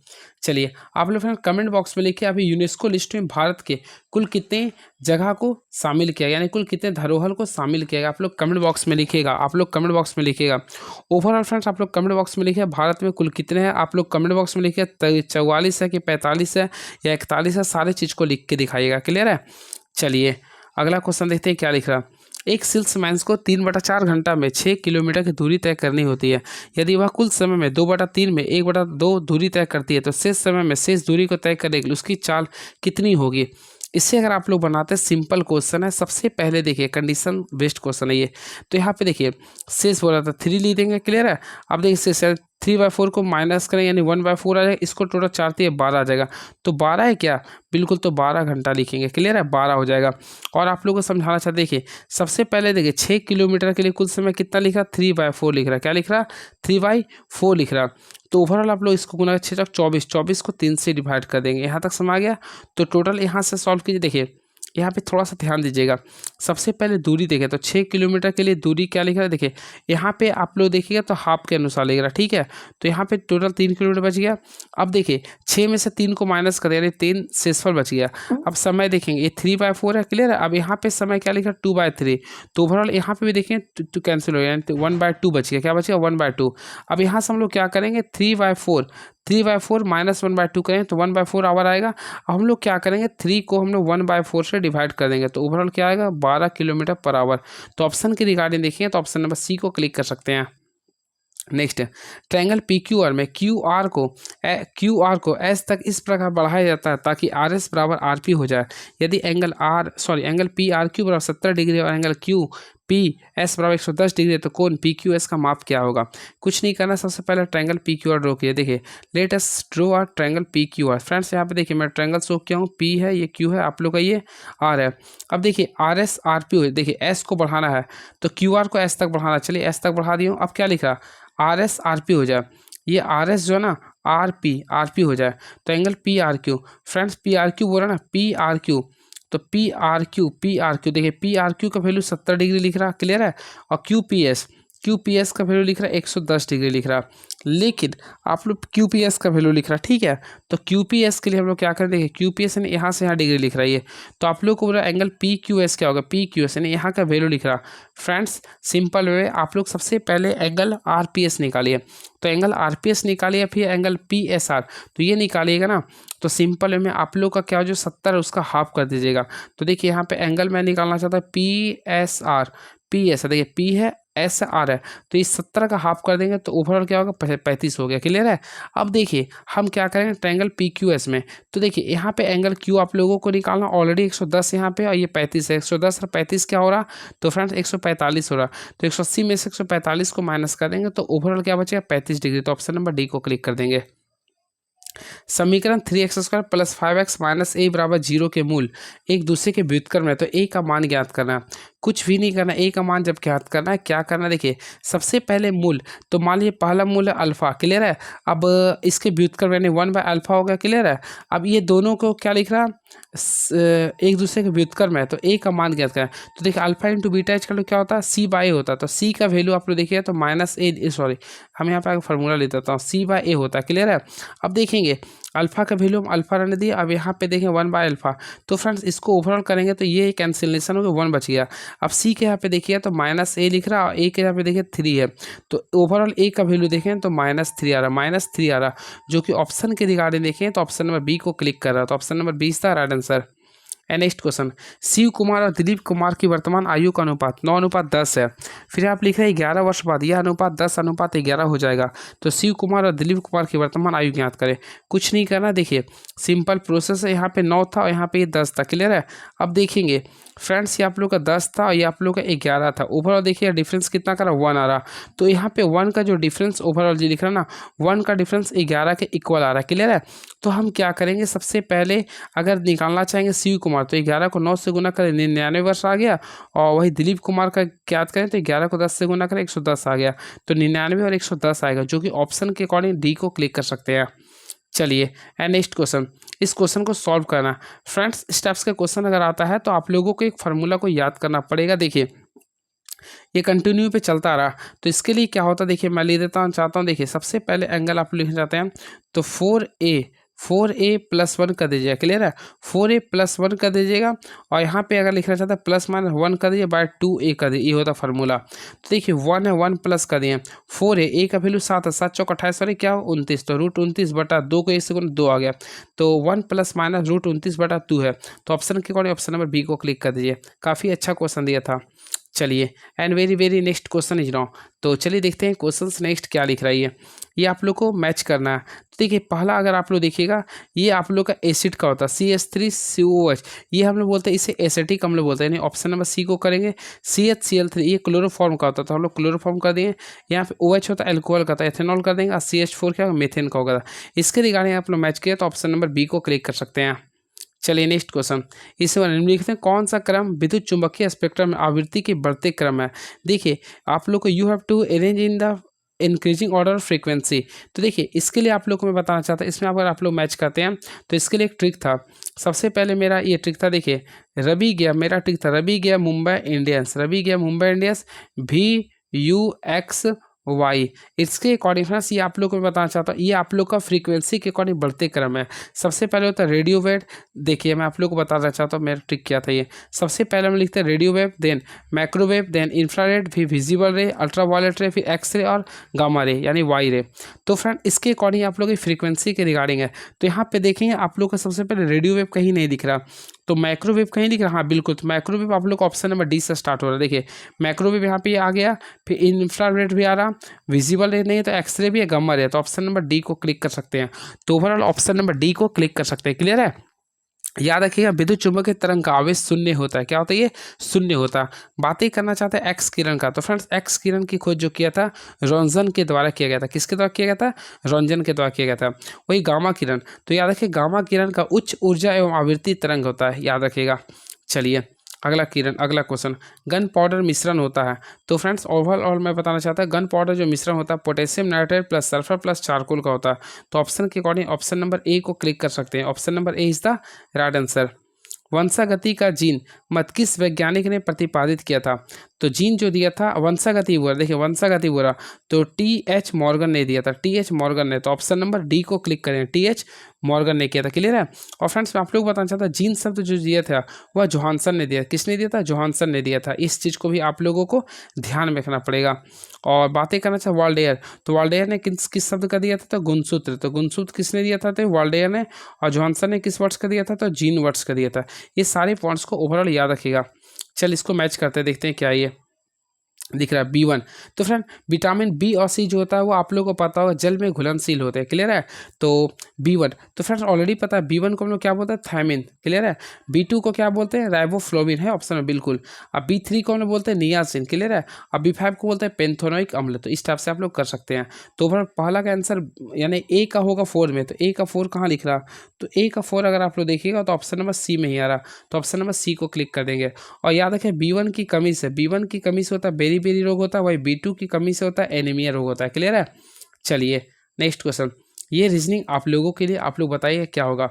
ओवरऑल फ्रेंड देखिए एम में कितना ऐड करेंगे, पी आएगा। तो ओवरऑल एम देखिए एम होता है 13 में, 13 3 16, 16 3 19, 3 22, 22 3 25 होगा। तो 25 में क्या होता है वाई आएगा। अब देखिए ए में 3 ऐड करें, डी 7 7 3 10 10 3 13। तो 13 में क्या आता है ऑलरेडी एम, तो वाई एम से आप लोग ऑप्शन नंबर ए को क्लिक कर दिए। इस क्वेश्चन को आप लोगों को देखिएगा। इस क्वेश्चन में लिखा है निम्नलिखित अनुक्रम का अध्ययन करें और उसके आधार पर पूछे गए प्रश्न का उत्तर दीजिए। दिए गए सभी अक्षर संख्याएं 2 अंकीय संख्याएं हैं। यदि उपरोक्त अनुक्रम में से सभी प्रतीकों को हटा दिया जाए तो दाएं से तीसरी ओर और बाएं से चौथी संख्या का गुणनफल क्या होगा। सबसे पहले फ्रेंड्स इसमें हम लोग क्या करें, देखिए प्रतीक को मैं रिमूव कर रहा हूँ, जितना आप लोगों का प्रतीक है उसे मैं रिमूव कर दिया हूँ। क्लियर है। अब देखिए क्या लिखा, दाएं से तीसरी, यानी कि देखिए दाएं से तीसरी हम लोग के सामने 56 आ रहा और बाएं से चौथी संख्या 1 2 3 4, यानी बाएं से चौथी संख्या 63 आ रहा। ओवरऑल हम लोग क्या करें, 56 को 63 से मल्टीप्लाई करेंगे तो 6 3 18, यानी यूनिट डिजिट 8 आना चाहिए। क्लियर है। तो 8 में किसी का है तो 56 को 63 से गुना कीजिए ना तो 35 28 आ जाएगा। तो ऑप्शन है बिल्कुल है, तो ऑप्शन नंबर सी को क्लिक कर दिए। चलिए इस क्वेश्चन को देखते हैं क्या लिख रहा है। उस संख्या का चयन करें, इसमें देखना 10 के बाद 11 आता है, 11 के बाद 12 13 14, यहाँ तक तो क्लियर है।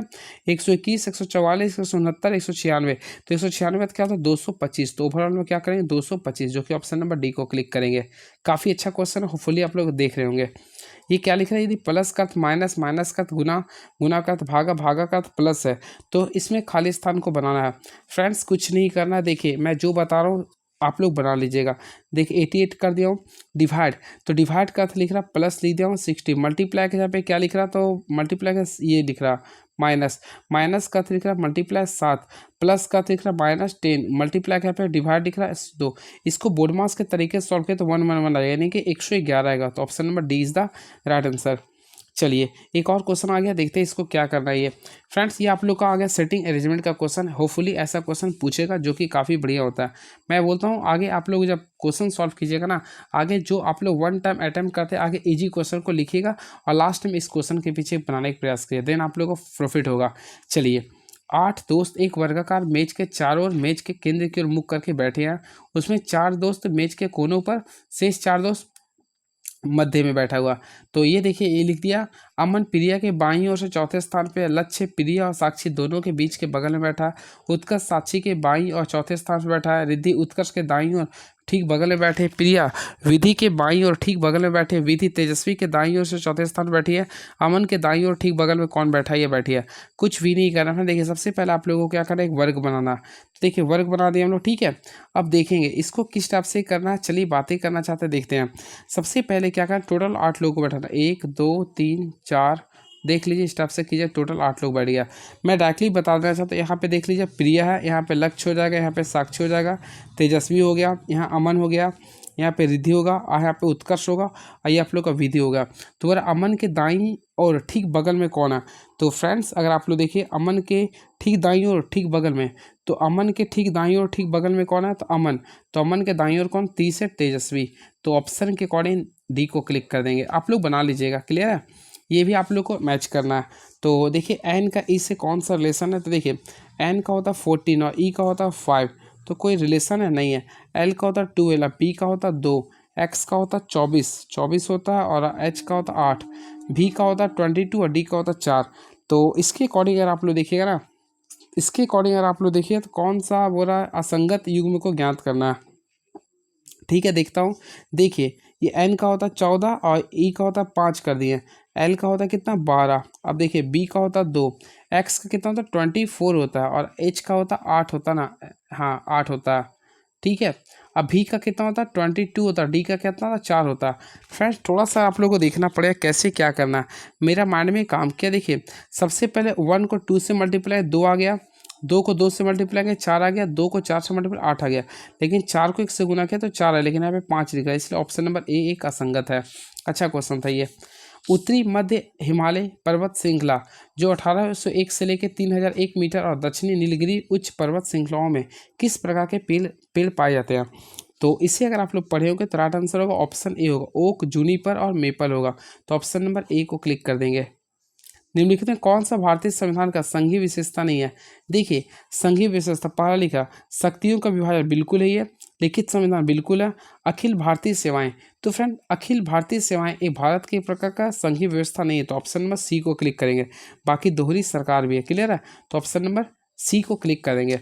देखिए आप लोग को मैं बताना चाहते हैं, भारतीय संविधान में अनुच्छेद 1 में बोला गया भारत राज्यों का संघ है, क्लियर है। और भारतीय संविधान में अखिल भारतीय सेवाएं एकात्मक संविधान की विशेषता है। और भारत में आप लोग को बताना चाहता हूँ, अखिल भारतीय सेवाएं जो होता है वो 3 होते हैं। कितने होते हैं देखिए, आप लोग पढ़े भी होंगे। भारत में अखिल भारतीय सेवाएं कुल 3 होते हैं। पहला होता है IAS होता है, पहला क्या होता है IAS होता है। देन आप लोग का होता है IPS होता है, क्लियर है। और लास्टली आप लोग का होता है IFS होता है, IFS जिसे वन सेवा भी कहते हैं। और भारत में जो संघीय व्यवस्था जो लिया गया वह कनाडा के संविधान से लिया गया, इस चीज़ को याद रखिएगा। कहाँ के संविधान से लिया? कनाडा के संविधान से लिया गया। नामचा बारवा में यू टर्न लेने पर ब्रह्मपुत्र नदी किस राज्य में प्रवेश करती है?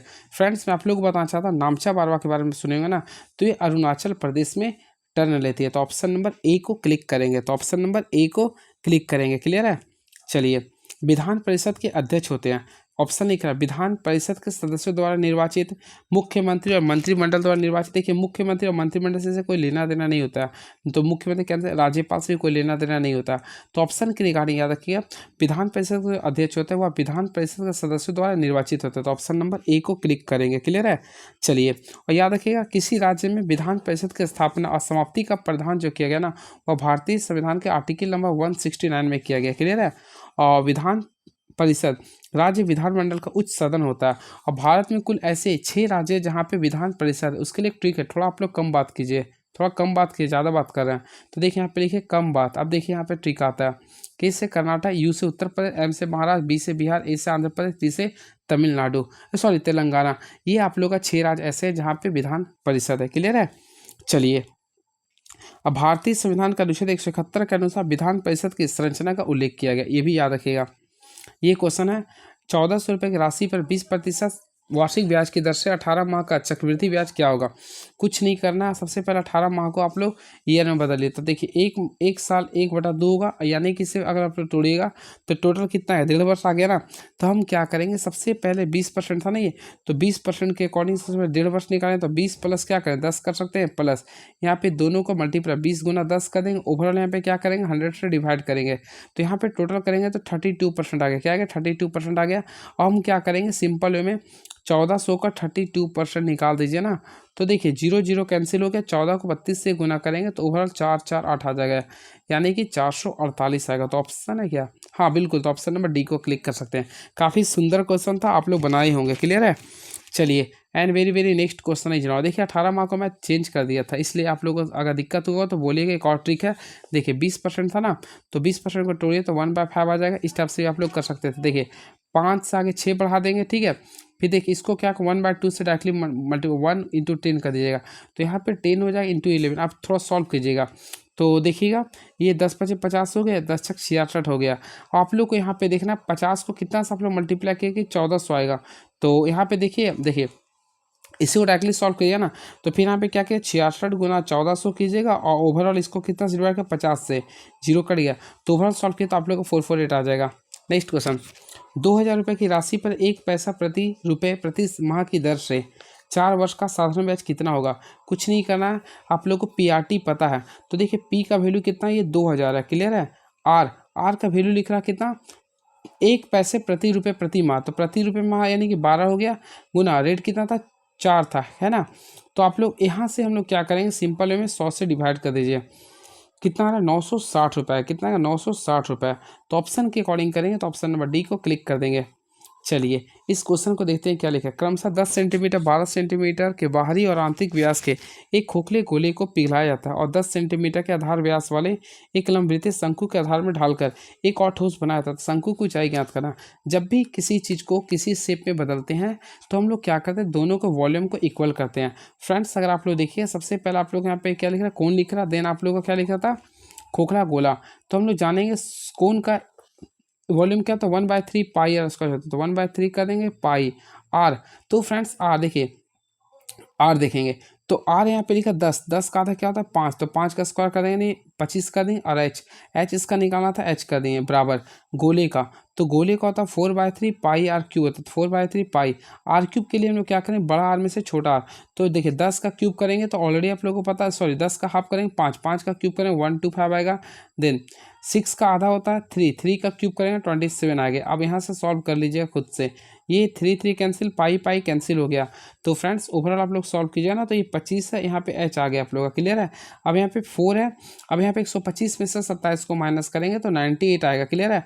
ओवरऑल आप लोग एच का जब वैल्यू निकालेंगे ना तो 15.68 बचेगा। तो राइट आंसर होगा 15.68, जो कि ऑप्शन के अकॉर्डिंग देखिएगा तो ऑप्शन नंबर सी को काफ़ी मोहब्बत से क्लिक कर सकते हैं। चलिए अगला क्वेश्चन काफ़ी अच्छा त्रिकोणमिति का। सबसे पहले इस टाइप्स का क्वेश्चन आता है तो आप लोग को काफ़ी अच्छी बात है, इस टाइप का क्वेश्चन में भी पॉसिबिलिटी पूछ सकता है। देखिए ये जो आप लोग मिक्स फ्रैक्शन, इसे हम लोग तोड़ने का कार्य करेंगे।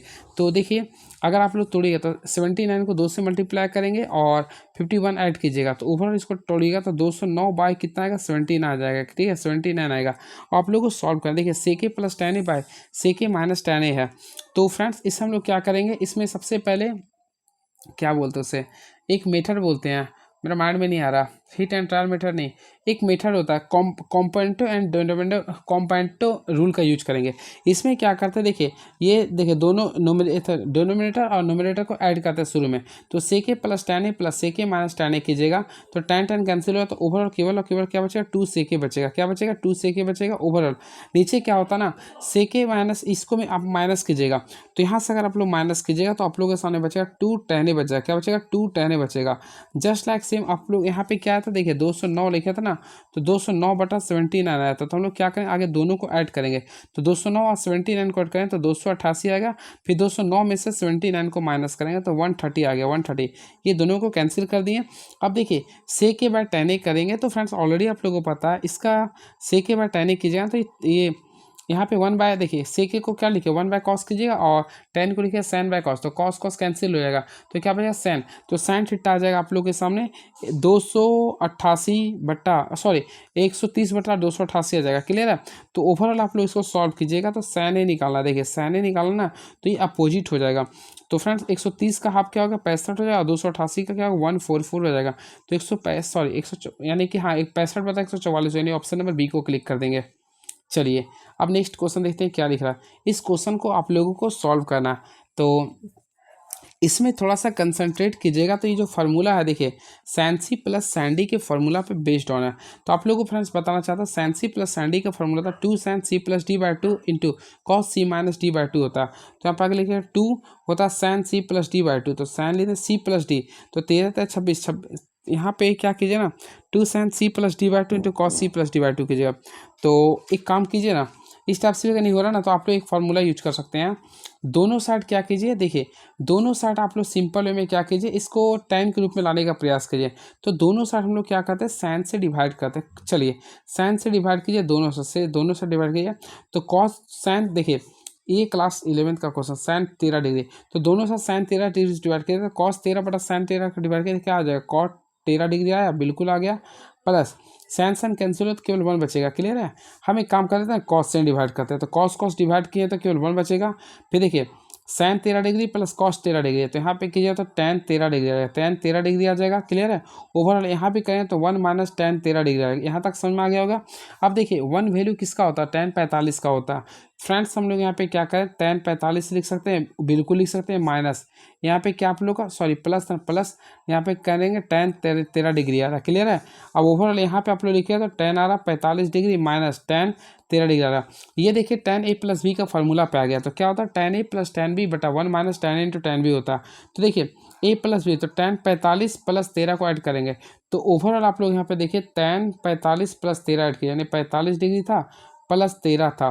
तो ओवरऑल अगर आप लोग इसको ऐड करते हैं तो 45 प्लस 13 क्या होता है, 58 होता है, क्या होता है, 58 होता है। तो tan 58 डिग्री आएगा। तो ऑप्शन के अकॉर्डिंग ऑप्शन नंबर ए को काफ़ी अच्छे से बना सकते हैं। ये मेरा ट्रिक था, मैं काफ़ी अच्छे से बताऊँगा आप लोगों को। चलिए दलहन पौधे की जड़ों की गांठ में पाई जाने वाला बैक्टीरिया किसका निर्माण करता है। तो फ्रेंड्स याद रखिए ये जो है ना नाइट्रोजन से नाइट्रेट का निर्माण करता है, नाइट्रोजन से किसका प्रयोग करता है, नाइट्रेट का। ऑप्शन नंबर बी को क्लिक कर देंगे, इस चीज़ को याद रखिएगा। चलिए and very next question is now, तो देखते हैं क्या लिखा है। निम्नलिखित में से किस समूह के चारों जंतु शिराओं को जन्म देता है, चारों जंतु शिराओं को जन्म देते हैं। तो याद रखें कंगारू, हेजहॉग, डॉल्फिन और लॉरिस होगा। तो ऑप्शन नंबर सी को क्लिक करेंगे and very very next question is now, ये क्वेश्चन थोड़ा सा टाइम टेकन क्वेश्चन है, अगर आप लोग बनाइएगा तो ऑप्शन नंबर डी आ जाएगा। सॉरी मैं अभी नहीं बता रहा इसके बारे में। चुंबकीय क्षेत्र रेखाएं कभी भी एक दूसरे को काटती नहीं है, इस तथ्य का तात्पर्य क्या है? फ्रेंड्स आप लोग पढ़ेंगे two magnetic force are do not intercept to each other because they have not two direction, क्योंकि इसका डायरेक्शन दो नहीं होता, केवल और केवल एक ही डायरेक्शन होता है, इसलिए। तो ऑप्शन के अकॉर्डिंग है कि क्षेत्र के किसी भी बिंदु पर एक अद्वितीय मान का होना, तो ऑप्शन नंबर बी को क्लिक कर देंगे। एंड नेक्स्ट क्वेश्चन देखिए, ये क्वेश्चन को देखते हैं किस टाइप से बनाते हैं, ओवरऑल मैं आप लोग को बताऊंगा। एक विद्युत परिपथ में 5 एक प्रकार के बल्ब एक दूसरे को समांतर क्रम में 12-20 वोल्ट की बैटरी में संयोजित है। सबसे पहले 5 है, कितना ये 5 है फ्रेंड्स, लिख रहा है ये। तो 5 एम्पियर की धारा दर्ज की जाती है, तब परिपथ में 6 शक्ति यानी पावर निकालना और रेजिस्टेंस निकालना, कुछ नहीं करना। सबसे पहले आप लोग देखिए, आप लोग को ऑलरेडी पता है V बराबर क्या होता है, आई आर होता है, ठीक है। तो लोग आर निकालें तो आर बराबर क्या होगा, V। देखिए आप लोग को सबसे पहले रेजिस्टेंस निकालना, तो रेजिस्टेंस का फॉर्मूला क्या होता है, V/I। V कितना है 20 है और आई कितना 5 है, तो 20 को 5 से डिवाइड किया कितना आएगा 4 ओम आ गया। यहाँ तक तो क्लियर है। आप लोग को रेजिस्टेंस निकालना है बल्ब के प्रत्येक बल्ब के लिए, तो फ्रेंड इसके लिए फॉर्मूला लिखिए R=N by total resistance equivalent. तो ओवरऑल देखिए टोटल कितना था 5 था, 5 ही लिख रहा था ना, 5 बल्ब था। अब देखिए यहाँ पे रेजिस्टेंस लिखे तो 4 आ रहा, तो ओवरऑल यहाँ पे निकाले हैं तो 1.25 ओम आ गया। तो देखिए यहाँ पे रेजिस्टेंस निकाले होंगे तो आप लोग के सामने 1.25 ओम आ गया, तो 1.25 ओम कहीं है तो क्लिक कर सकते थे रेजिस्टेंस के रिगार्डिंग, लेकिन आप लोग को पावर भी निकालना था। तो 1.25 तो यहाँ पे आ गया, यानी यही आप लोग का सही है, लेकिन मुझे पावर भी निकालना था। तो पावर का फॉर्मूला होपफुली मैं आप लोग को बताना चाहता हूँ, I² R होता है। तो I का वैल्यू 5 था, तो 5 का स्क्वायर 25 कर दें, और रेजिस्टेंस का वैल्यू हम लाए थे 1.25। इसको मल्टीप्लाई करेंगे तो फ्रेंड्स ओवरऑल देखिएगा ना, तो इसका राइट आंसर आएगा 31.25 वाट आएगा। 31.25 what is the right answer. तो ओवरऑल देखेंगे तो ऑप्शन नंबर ए को क्लिक कर सकते हैं, तो overall option number A is the right answer. चलिए नेक्स्ट क्वेश्चन, इस क्वेश्चन को आप लोगों को सॉल्व करना 66 नंबर क्वेश्चन को, तो इसको सॉल्व किया तो ऑप्शन नंबर बी आ जाएगा। नेक्स्ट क्वेश्चन, एक हाथ घड़ी में सुबह के 7:30 बजे हैं, यदि घंटे वाली सुई दक्षिण पश्चिम दिशा की ओर इंगित करती है तो 15 मिनट बाद मिनट वाली सुई किस दिशा की ओर इंगित करेगी? तो फ्रेंड्स सबसे पहले अगर आप लोग देखिए क्या लिख रहा, सुबह 7:30 बजे ना, ये यदि घंटे वाली सुई दक्षिण पश्चिम दिशा की ओर शो करती है, सबसे पहले हम क्या करते हैं, वॉच को ड्रॉ करते हैं। देखिए 7:30 शो कर रहा है, देखिए तो हम लोग यहाँ पता, हमको ही पता, आपको ही 6 है, यहाँ 12 होता है, ओवरऑल यहाँ पे 3 होता है, यहाँ पे क्या होता है 9 होता है। अब देखेंगे यहाँ पे क्या करें, 7 बज के, ये 7 है ये, तो फ्रेंड्स 7:30 के लिए बोल रहा है आप लोग का, ठीक है। दक्षिण पश्चिम को शो कर रहा है, तो ओवरऑल देख सकते हैं दक्षिण पश्चिम में ही शो कर रहा, तो वो रहा 15 मिनट बाद सुई किस दिशा की, देखिए 15 मिनट बाद सुई आप लोग को ये जो होगा यहाँ पे आ जाएगा ना ये, तो ओवरऑल देखिए इस टाइप से आ जाएगा, तो यानी कि पश्चिम के साइड है, तो ऑप्शन नंबर डी को क्लिक कर देंगे। ये क्वेश्चन आप लोग का देखिए 112 है, 147, 185, 117। सबसे पहले 112 में कितना ऐड करें, 147 है तो 35 ऐड करेंगे, फिर 147 प्लस ये कितना आ रहा 35 आ रहा, फिर कितना आ रहा 35 ही आ रहा, तो अगला भी हम लोग क्या करें 217 में 35 को ऐड करेंगे, 252 आएगा, क्या आएगा 252, तो ऑप्शन नंबर बी को क्लिक कर देंगे। चलिए and very very next question है जनाब, तो चलिए देखते हैं इस क्वेश्चन को क्या लिखना है। फ्रेंड्स इसमें आप लोग को पैटर्न निकालना है, तो इसको देख लिया तो पैटर्न इजी है, आप लोग क्वेश्चन ये होता है, तो इसमें देखिए तो ऑप्शन नंबर सी आ जाएगा, ठीक है। ये कर सकते हैं आप लोग, ये भी आप लोग का जस्ट लाइक सेम मैं जो बताया था आप लोग का, ये ये क्वेश्चन है, यानी कि आप लोगों को पता होगा किस टाइप का क्वेश्चन है ये, सिंपल वे में आप लोगों का ये सर्कुलर, यानी कि आप लोग को ये जो सेटिंग है जो कि आप लोग का वर्ग के रूप में, तो इस टाइप से बना लीजिएगा ना। मैं केवल आंसर बता देना चाहता हूँ, आप लोग देख लीजिए, यहाँ डब्ल्यू कीजिएगा, एस मैं खुद डायरेक्टली देख के बता रहा हूँ, क्योंकि टाइम आप लोग खुद से ही करना है। देखिए इस टाइप से आप लोग बना सकते हैं, ओवरऑल आप लोग के सामने ही आप लोग मैच कर लीजिए, क्लियर है। चलिए नेक्स्ट क्वेश्चन, इसमें वेन डायग्राम में क्या लिखा, दिए गए आरेख का ध्यानपूर्वक अध्ययन करें और पूछे गए प्रश्नों का उत्तर दें। विभिन्न भागों में दी गई संख्या व्यक्तियों की संख्या को दर्शाती है। देखिए ऐसे कितने लड़के हैं जो कॉलेज के विद्यार्थी और एथलीट भी हैं, यानी बॉयज़ जो है, देखिए बॉयज़ जो है ना विद्यार्थी और एथलीट है, तो देखेंगे इसमें अगर आप लोग देखें तो कितना 9 आ रहा, तो ऑप्शन है 9 बिल्कुल, तो ऑप्शन नंबर बी को क्लिक कर देंगे।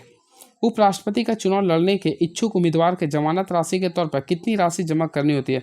फ्रेंड्स आप लोग देखेंगे हाल ही में भारत में उपराष्ट्रपति का चुनाव भी हुआ था, तो आप लोग को पता होगा उपराष्ट्रपति का चुनाव लड़ने के लिए इच्छुक उम्मीदवार को जमानत राशि के रूप में 15,000 रुपये राशि 15,000 रुपये राशि जमा करने होते हैं, तो ऑप्शन नंबर ए को क्लिक करें, याद रखिएगा। और उपराष्ट्रपति का निर्वाचन निर्वतमान उपराष्ट्रपति के पद अवधि के समाप्ति के 7 दिन के भीतर किया जाना है, क्लियर है। याद रखिएगा, भारतीय कार्यपालिका व्यवस्था के अंतर्गत उपराष्ट्रपति का पद जो लिया गया ना, ये अमेरिका के संविधान से लिया गया। कहाँ के संविधान से लिया गया? ये उपराष्ट्रपति ये अमेरिका के संविधान से लिया गया।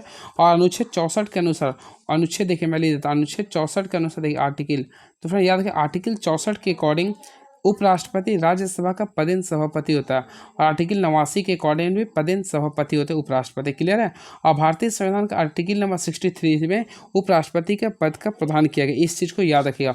और फ्रेंड्स याद रखिए, भारत में वर्तमान जो नए उपराष्ट्रपति बने हैं, 15वें नंबर के जो उपराष्ट्रपति बने हैं, आप लोग पता है, तो इसका नाम है देखिए सीपी राधाकृष्णन है। कौन है? सीपी राधाकृष्णन है, जो कि फ्रेंड्स काफ़ी इंपॉर्टेंट क्वेश्चन। इससे पहले वो महाराष्ट्र के क्या थे? तो इससे पहले वो महाराष्ट्र के राज्यपाल रह चुके हैं, और उससे पहले झारखंड के रह चुके हैं। क्लियर है? और सीपी राधाकृष्णन जो है ना, किनको बीट करके बने हैं? तो सुदर्शन रेड्डी को हराए हैं। क्लियर है? चलिए नेक्स्ट क्वेश्चन, कोई मंत्री कितनी अवधि तक संसद के किसी भी सदन का सदस्य न होने पर उस अवधि की समाप्ति पर मंत्री पद नहीं बना सकता? तो फ्रेंड्स याद रखिए, लगातार 6 महीना। क्या होता है? लगातार 6 महीना। तो 73 का राइट आंसर करें तो ऑप्शन नंबर बी को क्लिक करेंगे। याद है, कोई भी मंत्री लगातार 6 महीने अवधि तक संसद के किसी भी सदन का सदस्य न होने पर उस अवधि की समाप्ति के बाद मंत्री पद नहीं बने रहेंगे। क्लियर है? चलिए अब देखिए, बताना चाहता हूँ, यदि कोई सदस्य सदन की अनुमति के बिना 60 दिनों की अवधि के से अधिक समय के लिए सदन के सभी अधिवेशनों में अनुपस्थित रहता है, तो सदन उसकी सदस्यता समाप्त करता है। आइए, हमारे भारतीय संविधान का आर्टिकल नंबर 101 के 4 में कहा गया। 101 के 4 में कहा गया। क्लियर है? चलिए, ये बहुत ही अच्छा क्वेश्चन था ये। एंड नेक्स्ट क्वेश्चन, भारत के प्रसिद्ध स्मारकों के संदर्भ में निम्नलिखित में कौन सा युग में सही है? तो देखते हैं क्या है ये। लिंगराज मंदिर। फ्रेंड्स आप लोगों को पता, लिंगराज मंदिर कहाँ पे? तो उड़ीसा में। तो पहला आप लोगों को तो गलत हो गया, क्योंकि ये उड़ीसा में है। ऊनाकोटी, देखिए ऊनाकोटी कहाँ पे? त्रिपुरा में। कहाँ पे? त्रिपुरा में। ये हर मंदिर, फ्रेंड्स आप लोग को पता हर मंदिर कहाँ? पंजाब में। बिल्कुल सही है। गोल गुंबद, आप लोग कमेंट बॉक्स में लिखिए गोल गुंबद कहाँ पे? तो कर्नाटक में है। तो ऑप्शन के अकॉर्डिंग देखेंगे ना, तो केवल और केवल आप लोग का ऑप्शन सी सही था, बाकी सारा गलत था। क्लियर है? लिंगराज कहाँ पे? उड़ीसा में है। ऊनाकोटी कहाँ पे? अभी मैं बताया था। तो ये कहाँ पे? कमेंट बॉक्स में लिखिएगा। तो त्रिपुरा में है, त्री में लिख दिया। गोल गुंबद तो सभी को पता कर्नाटक में है। क्लियर है? चलिए, एंड वेरी नेक्स्ट क्वेश्चन है जनाब। तो फ्रेंड हर मंदिर, देखिए हर मंदिर कहाँ पे है ये? तो फ्रेंड्स याद है, पंजाब में इसका निर्माण किसने कराया था? तो ऑलरेडी आप लोग पढ़े हैं, तो अर्जुन देव ने कराया था। अर्जुन देव ने कराया, जो कि अमृतसर में। कहाँ पे? ये अमृतसर में है। और अर्जुन देव सिखों के 5वें गुरु थे, जिसे सच्चा बादशाह भी कहा गया। वर्ल्ड एथलेटिक्स के द्वारा किस देश में दुनिया का सबसे ऊंचा प्रतियोगी स्विमिंग पूल का उद्घाटन किया गया? ये फ्रेंड्स भूटान का है। किसका? ये भूटान का है। ये देखिए, एक त्रिभुज के कोनों का अनुपात 1:2:3 है, तो संगत भुजाओं का अनुपात क्या होगा? फ्रेंड्स याद रखिए, जब भी स्टाफ्स का क्वेश्चन आता है, संगत कोनों का अनुपात ऑलरेडी आप लोगों को पता है, त्रिभुज के तीनों का योगफल क्या होता है? 180 डिग्री। तीनों का सम कीजिए, 3 2 5 और 1 6, यानी 6 इकाई का वैल्यू 130 आ रहा, यानी कि 1 वैल्यू आ रहा 30 आ जाएगा। क्लियर है? देन सेकेंड का जो आएगा आप लोग का 30 60 आ जाएगा। वही थर्ड का जो आएगा, यानी कि थर्ड का आएगा वो 90 का आएगा। क्लियर है? आप लोगों को पता होगा यहाँ पे क्या करना है, संगत भुजाओं के आधार पे। तो संगत भुजाओं का आधार पे जब भी बोलते हैं, तो हम लोग यहाँ पे साइन का यूज करते हैं। तो यहाँ पे सबसे पहले ओवरऑल साइन 30 का वैल्यू निकालेंगे, देन फिर क्या करेंगे, साइन 60 का वैल्यू निकालेंगे, देन साइन 90 का वैल्यू का यूज करेंगे। तो ओवरऑल साइन 30 का वैल्यू क्या होता है? 1/2 होता है। साइन 60 का वैल्यू √3/2 होता है। साइन 90 का वैल्यू 1 होता है। क्लियर है? ओवरऑल फ्रेंड्स अगर आप लोग सॉल्व किए तो राइट आंसर है 1:3/2 हो जाएगा। देखिए मैं बता देता हूँ, देखिए साइन 30 का वैल्यू क्या होता है? 1/2 होता है। देन साइन 60 का वैल्यू होता है √3/2 होता है। ओवरऑल साइन 90 का वैल्यू 1 होता है। क्लियर है? हम क्या करेंगे, सारे तरफ 2 से मल्टीप्लाई करेंगे। तो ये 2 से अगर मल्टीप्लाई करते हैं, यहाँ भी आप लोग 2 से मल्टीप्लाई, यहाँ भी 2 से गिना है, ये 2 कैंसिल, 2 कैंसिल। तो यहाँ पे आप लोग क्या बचा? तो ओवरऑल देखिए केवल और केवल 1 बचा। क्या बचा? 1 रेशियो √3 रेशियो 2 बचा, तो 1/3 हो गया। तो ऑप्शन के अकॉर्डिंग देखें तो 1/2 ऑप्शन है बिल्कुल। तो ऑप्शन नंबर सी को काफ़ी अच्छे से क्लिक कर सकते हैं। अच्छा क्वेश्चन था, ट्विस्ट क्वेश्चन था ये। देखिए, एक निश्चित धनराशि चक्रवृद्धि ब्याज पर 5 वर्षों में 3 गुना हो जाता है, तो 9 गुना होने में कितने वर्ष लगेगा? कुछ नहीं करना फ्रेंड। देखिए 9 गुना के लिए बोल रहा, तो आप लोगों को बोल रहा सिंपल अर्थ है। देखिए यहाँ पे क्या लिख रहा था, देखिए 5 वर्षों में 3 गुना है ना। तो चलिए देखते हैं 5 वर्षों में 3 गुना ये। तो देखिए सिंपल क्वेश्चन लिखिएगा, देखिए 5 वर्षों में 3 गुना बोल रहा, ठीक है। तो 9 गुना होने में कितना समय लगेगा? तो 9 गुना तो 3 का ही स्क्वायर होता है 9 ना। अब इसके ऊपर रखो मल्टीप्लाई, 5 दूनी क्या होगा 10। तो ऑप्शन नंबर सी को क्लिक कर देंगे। ये काफ़ी अच्छा ट्रिक है ये। चलिए नेक्स्ट क्वेश्चन देखते हैं क्या लिख रहा है। ये फ्रेंड डी मास का क्वेश्चन है, आप लोग काफ़ी बोर्ड मास का क्वेश्चन है। मैं बोर्ड मास खुद बताऊँगा नहीं चाहता हूँ, आप लोग बनाइएगा। तो ओवरऑल इसका राइट आंसर आएगा ऑप्शन नंबर डी आ जाएगा। देखिए ए और बी मिलकर एक कार्य को 25 दिन में पूरा कर सकते हैं, बी और सी मिलकर 36 दिन में कर सकते हैं, सी और ए मिलकर 30 दिन में कर सकते हैं, A plus B plus C plus D मिलकर 18 दिन में कर सकते हैं। तो डी अकेला कितना दिन में करेगा? देखिए सबसे पहले इस टाइप का क्वेश्चन आता था, आगे निकालिए ए प्लस बी मिलकर कितना दिन में करा, तो 25 का 25 ले देंगे। देन बी प्लस सी का ओवरऑल देखिएगा तो 36 दिन लिख रहा। देन आप लोगों को सी प्लस क्या लिखा, सी प्लस ए का लिख रहा आप लोगों के सामने 30 लिख रहा।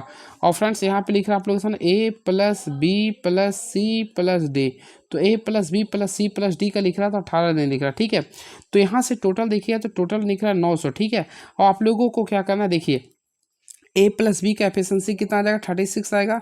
और अगर इसका एफिशिएंसी देगा 25 आ जाएगा। देन इसका एफिशिएंसी देगा तो 30 आएगा, और इसका एफिशिएंसी देगा तो 50 आएगा। क्लियर है? आप लोग यहाँ पे देखना पड़ेगा, केवल डी का निकालने बोला। तो देखिए A plus B plus B plus C यहाँ से अगर निकालेगा ना, तो यहाँ से आप लोग देखिए ए प्लस बी प्लस सी का आ जाएगा।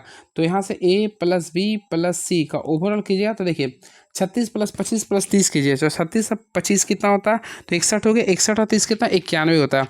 तो ओवरऑल 91 आ रहा है, लेकिन टोटल ये डबल टाइम्स है तो 91 कर दिए। क्लियर है? लेकिन अगर ये डबल टाइम्स था तो 91 को 2 से डिवाइड करेंगे तो 45.5 आ जाएगा। ओवरऑल समझ में आ गया होगा आप लोगों को। लेकिन आप लोग को निकालना डी का, तो देखिए ए प्लस बी प्लस सी ये तीनों का आप लोग का देखेंगे 45.5 है, तो मैं 45.5 लेते हैं प्लस डी का निकालना है। और चारों का मिला के 50 था, तो 50 में से 55.5 को माइनस करेंगे तो होपफुली 4.5 बचेगा। तो 4.5 है क्या?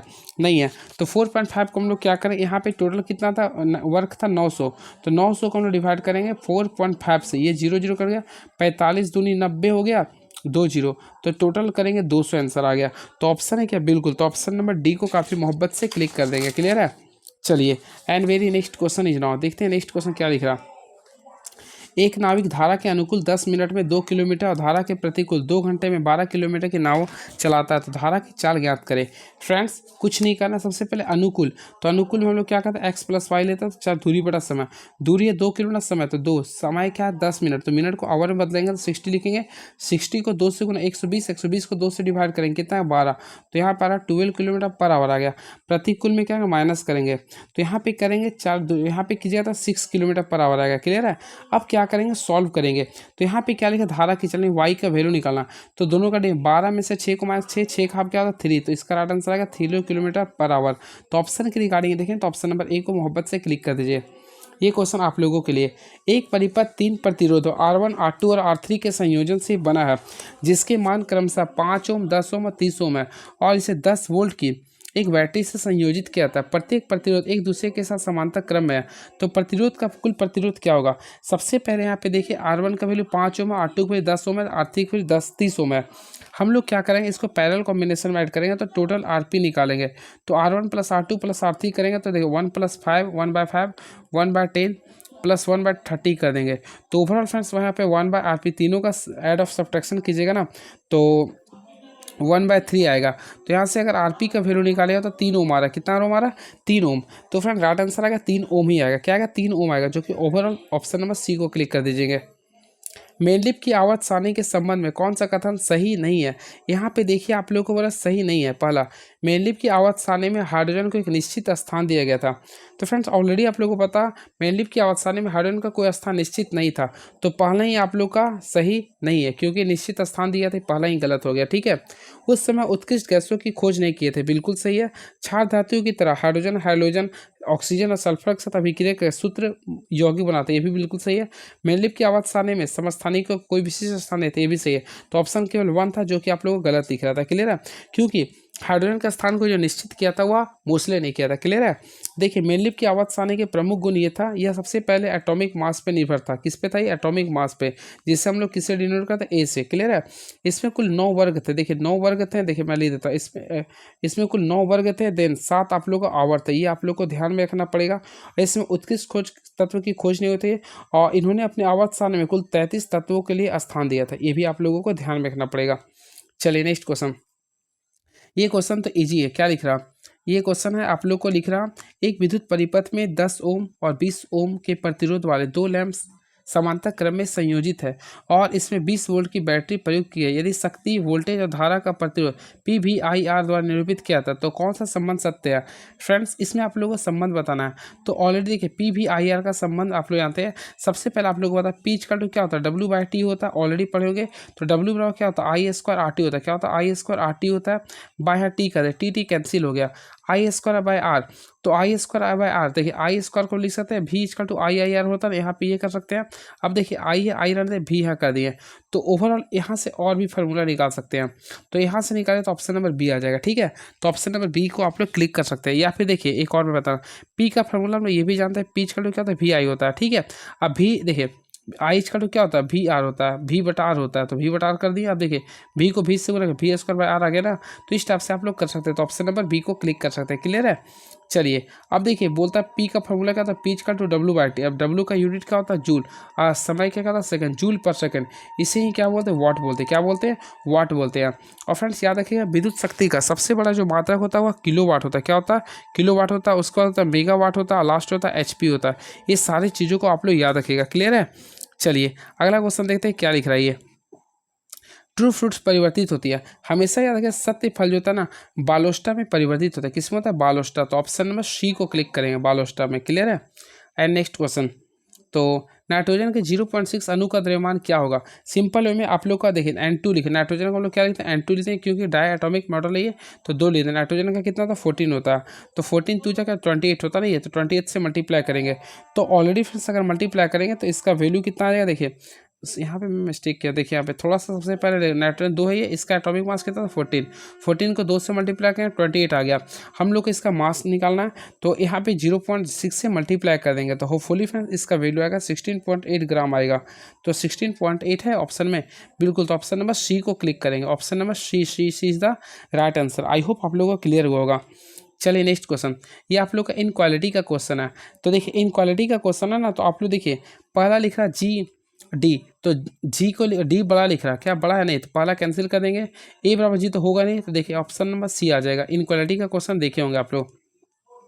एंड नेक्स्ट क्वेश्चन, तो नेक्स्ट क्वेश्चन आप लोग का जस्ट लाइक से आप लोग का सिटिंग अरेंजमेंट का क्वेश्चन है। ये क्वेश्चन आएगा, आप लोग को मैं सामने बना देता हूँ, आप लोग देख लीजिएगा बना के। इसमें RMNLPOQS आएगा, इस टाइप से देख लीजिएगा। क्लियर है?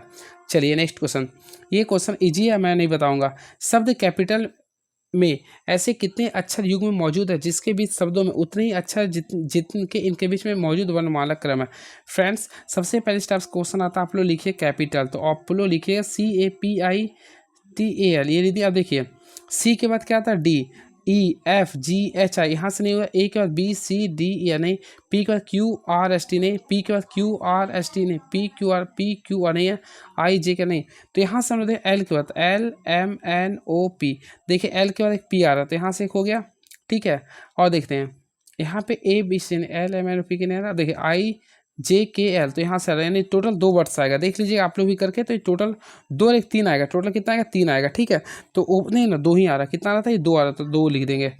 नेक्स्ट क्वेश्चन, 2 दिन की अवधि में घड़ी के घंटे और मिनट वाली सुइयां कितनी बार समकोण बनाती है? सबसे पहले फ्रेंड आप लोगों को पता होगा 12 घंटे में कुल 22 बार समकोण बनाते हैं। क्लियर है? तो 2 दिन में यानी कि टोटल होगा 48 घंटे। तो 48 घंटे में मिनट वाली सुइयां कितने बार बने, तो 88 बार होगा। कितना बार होगा, 88 बार। तो ऑप्शन है क्या, बिल्कुल, तो 88 यानी ऑप्शन नंबर डी को क्लिक कर देंगे। याद रखें एक दिन की बात करें तो एक दिन में 44 होता है, तो 2 दिन में कितना होगा, 88 हो गया। इससे भी बना सकते हैं आप लोग। Oxford word of the year 2024 किसे घोषित किया गया? तो ये जो घोषित किया ब्रेन रोड को, किसको घोषित किया, ब्रेन रोड को। याद रखें ब्रेन रोड को। इसका हिंदी वर्ड होता है मस्तिष्क का सड़न होता है। क्या होता है, मस्तिष्क सड़न। WHO ने वर्ष 2024 में नेल्सन मंडेला पुरस्कार से किसे सम्मानित किया गया? तो फ्रेंड्स इसे याद रखें, इसका राइट आंसर होगा NIMHANS को किया गया। तो ऑप्शन नंबर बी को क्लिक करेंगे। क्लियर है? और भारत में भी केंद्रीय स्वास्थ्य मंत्रालय किसके बाद, डॉक्टर मनसुख मंडवारिया को। क्लियर है? बातें करना चाहते इसरो, तो इसरो का वर्तमान अध्यक्ष कौन है? तो वी कौन है फ्रेंड्स, आप लोग बताइएगा। KR नारायण है। क्या है, KR नारायण है। वही नीति आयोग के अध्यक्ष कौन होते हैं? तो देश के प्रधानमंत्री होते हैं। और इसका उपाध्यक्ष कौन है? तो फ्रेंड उपाध्यक्ष कौन है, उपाध्यक्ष, तो आप लोगों को पता होगा उपाध्यक्ष कौन है, सुमन बेरी हो गया। और वही इसका CEO कौन है, सुब्रमण्यम हो गया। DRDO का अध्यक्ष कौन है? तो फ्रेंड्स समीर कामत है। क्लियर है? चलिए अब फ्रेंड्स आप लोग को अवार्ड्स के बारे में कुछ याद करवा देता हूँ, मेरे मन में आगे इसलिए मैं बोलता हूँ। सबसे पहले याद रखें इस बार दादा साहेब फाल्के अवार्ड्स किसे मिला है, तो फ्रेंड्स याद रखिए किसे मिला, मोहनलाल को। क्लियर है। वही बातें करना चाहते हैं ज्ञानपीठ अवार्ड्स किसे मिला था, तो मिला विनोद कुमार शुक्ल, विनोद कुमार को मिला। वही सरस्वती सम्मान किसे मिला, तो सरस्वती सम्मान आप लोग बताइए भूपेंद्र दास को मिला। वही बातें करना चाहते हैं हम लोग एक और व्यास सम्मान किसे मिला है, तो सूर्यकांत बाला था, सूर्यकांत बाला था। तो इस टाइप से सूर्य बाला था, इस टाइप से आप लोग देख लीजिए। क्लियर है। चलिए नेक्स्ट क्वेश्चन, एशियाई विकास बैंक एडीबी के 11वें अध्यक्ष के रूप में किसे चुना गया, तो फ्रेंड्स ऑलरेडी आप लोग को पता मसातो कांडा। देखिए मसातो कांडा को एशिया एडीबी का 11वें अध्यक्ष के रूप में चुना गया। क्लियर है। और इसे 28 नवंबर को चुना गया था। क्लियर है। कहाँ के रहने वाला है, जापान के रहने वाला है। क्लियर है। इस चीज़ को भी आप लोग याद रखें। और इसे क्या बोलते हैं, तो मिस्टर एन बोलते हैं। इसे क्या बोलते हैं, ये क्वेश्चन आ सकता है, इसे हम लोग क्या बोलते हैं, तो मिस्टर एन बोलते हैं, मिस्टर एन बोलते हैं। आई होप आप लोगों को क्लियर होगा। आइए किसका जगह लिया था, तो मोत्साकु आसाकावा का जगह लिए थे। क्लियर है। चलिए इसके साथ साथ फ्रेंड्स आप लोग याद रखें एडीबी के पहले अध्यक्ष कौन थे, तो क्या लेते ये ताकेशी वतनबे थे। ऑप्शन नंबर डी हो जाएगा। ठीक है। और एडीबी का मुख्यालय कहाँ है, तो आप लोगों को पता होगा फिलीपींस थे। आप लोग कमेंट बॉक्स में लिखिए एडीबी का 11वां देश कौन सा बना, आप लोग कमेंट बॉक्स में लिखिएगा। जूनियर हॉकी पुरुष विश्व कप 2025 कहाँ आयोजित किया गया, ये तो आप लोग जानते हैं अपना प्यारा देश भारत में आयोजित किया गया था। कहाँ पे, अपना प्यारा देश भारत में किया गया था। क्लियर है।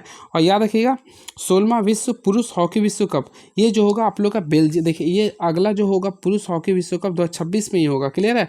ये आप लोग का हो जाएगा बेल्जियम और नीदरलैंड में होगा, बेल्जियम या नीदरलैंड में होगा। क्लियर है। चलिए वही बातें करना चाहते हैं 23वां फीफा। देखिए सबसे इंपॉर्टेंट क्वेश्चन है ये, फीफा सबसे फेमस क्वेश्चन होता है। तो फीफा जो होगा 23वां वर्ल्ड कप जो होगा पुरुष वाला ना, यह अमेरिका में होगा। तो अमेरिका हो गया, मैक्सिको हो गया और कनाडा में होगा। तो एएमसी या फिर मैक याद कर लीजिए ना, मैक में याद किया था, मैक याद करें, यानी मैक्सिको अमेरिका कनाडा में होगा। इस चीज़ को आप लोगों को ध्यान में याद करना पड़ेगा। क्लियर है। चलिए वही बातें करना चाहते हैं फ्रेंड, आज तारीख है 2 नवंबर। मैं आप लोग को बताना चाहता हूँ 2 नवंबर 2025 को, एक मिनट 2 नवंबर 2025 को भारत के डी.वाई. पाटिल स्टेडियम है, डी.वाई. पाटिल स्टेडियम जो कि कहाँ पे, मुंबई में। यहाँ पे इंडियंस वर्ल्ड कप यानी कि वुमेंस वर्ल्ड कप का फाइनल मैच हो रहा है, जो कि इंडिया वर्सेस किसके बीच हो रहा, तो साउथ अफ्रीका के बीच हो रहा। अब फाइनल कौन जीतेगा ये कल मैं आप लोग को जानकारी दूंगा। क्लियर है। इंडिया बीट किया था ऑस्ट्रेलिया को सेमीफाइनल में, और साउथ अफ्रीका किसको किया था, न्यूजीलैंड को। चलिए इस क्वेश्चन में आप लोग को बताना है रिमाइंडर क्या होगा। तो होपफुली फ्रेंड्स आप लोग पढ़े होंगे रिमाइंडर्स थ्योरम से। तो 325 है तो उसको एक रूप में और तोड़ देते, 326 को ना तो 25 + 1 कर सकते हैं, बाकी जो है उसको लिख दीजिए बाय 5 कर दिया। तो ओवर इसका रिमाइंडर कीजिएगा तो ओवर 1 आएगा, तो शेष पर 1 ही आएगा। तो ऑप्शन के अकॉर्डिंग 1 कर दीजिएगा। ये क्वेश्चन आप लोगों के लिए बनाइए। देखिए एक डीलर सभी गुड़ियों पर 20% का छूट प्रदान करता है। वह उन ग्राहकों को कम हुई कीमत पर 5% का अधिक छूट प्रदान करता है जो नगद भुगतान करते हैं। एक ग्राहक 1800 रुपये की कीमत वाली गुड़िया के लिए नगद में कितना भुगतान करेगा, कुछ नहीं करना फ्रेंड। देखिए 1800 कर देंगे, पहला 20% का छूट करता है, तो यहाँ पे आप लोगों से 80% आएगा ना, तो 80/100 का, फिर 5% का अतिरिक्त छूट करता है, तो यहाँ पे 95/100 कर देंगे। तो ओवरऑल इसको अगर सॉल्व करते हैं आप लोग तो 1368 आएगा, 1368 आएगा। ऑप्शन है क्या, बिल्कुल। तो ऑप्शन नंबर डी को क्लिक कर देंगे। चलिए ओवरऑल लास्ट क्वेश्चन, एक शंक्वाकार बर्तन के आधार की त्रिज्या 5 सेंटीमीटर है और इसकी ऊंचाई 24 सेंटीमीटर है। बर्तन पूरी तरह से पानी से भरा हुआ है। इस पानी को एक ऐसे बेलनाकार बर्तन में डाला जाता है जिसके आधार की त्रिज्या 10 सेंटीमीटर है। तो बेलनाकार बर्तन में पानी की गहराई क्या होगी। तो चलिए बातें करना चाहते हैं पानी की गहराई का। तो चलिए देखते हैं क्या है ये। तो फ्रेंड्स सबसे पहले आप लोग को पता होगा, देखिए इसमें शहद का हम देखो इसमें हम लोग क्या करना ना, ये तो हाँ देखिए सबसे पहले इसमें क्या करेंगे, शंकु का आयतन और बेलन का आयतन को इक्वल करेंगे। तो ऑलरेडी आप लोगों को पता क्या होता है 1/3 πr² होता है। तो 1/3 πr1 का स्क्वायर कर देंगे और यहाँ पे क्या करें h1 कर देंगे। देन यहाँ पे हम लोग क्या, बेलन का आयतन क्या होता है πr² है, तो यहाँ पे इसका त्रिज्या अलग था इंटू h कर देंगे, तो यहाँ पे h2 कर देंगे। ओवरऑल पाई कैंसिल कर सकते हैं। क्लियर है। अब देखते हैं यहाँ पे 1/3 इसका r देखिए 5 है, तो 5 का स्क्वायर हो गया 25। क्लियर है।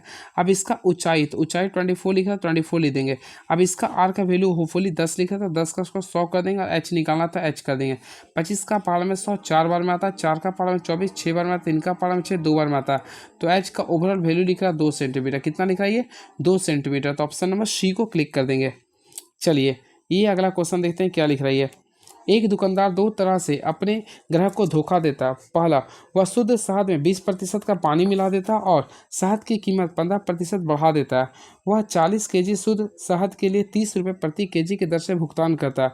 वह इसे बेचकर कितना रुपये लाभ कमाता है? देखिए, बहुत ही चालाक दुकानदार है ये। देखिए, सबसे पहले हम लोग ये 40 था, तो 40 को क्या करेंगे, सीपी निकाला, तो 40 को 30 से मल्टीप्लाई किए तो ओवरऑल कितना आ गया, 1200 आ गया। क्लियर है। अब शहद का एसपी निकालेंगे, तो देखिए सीपी निकल गया, तो हम लोग कितना, ये 1200 का है।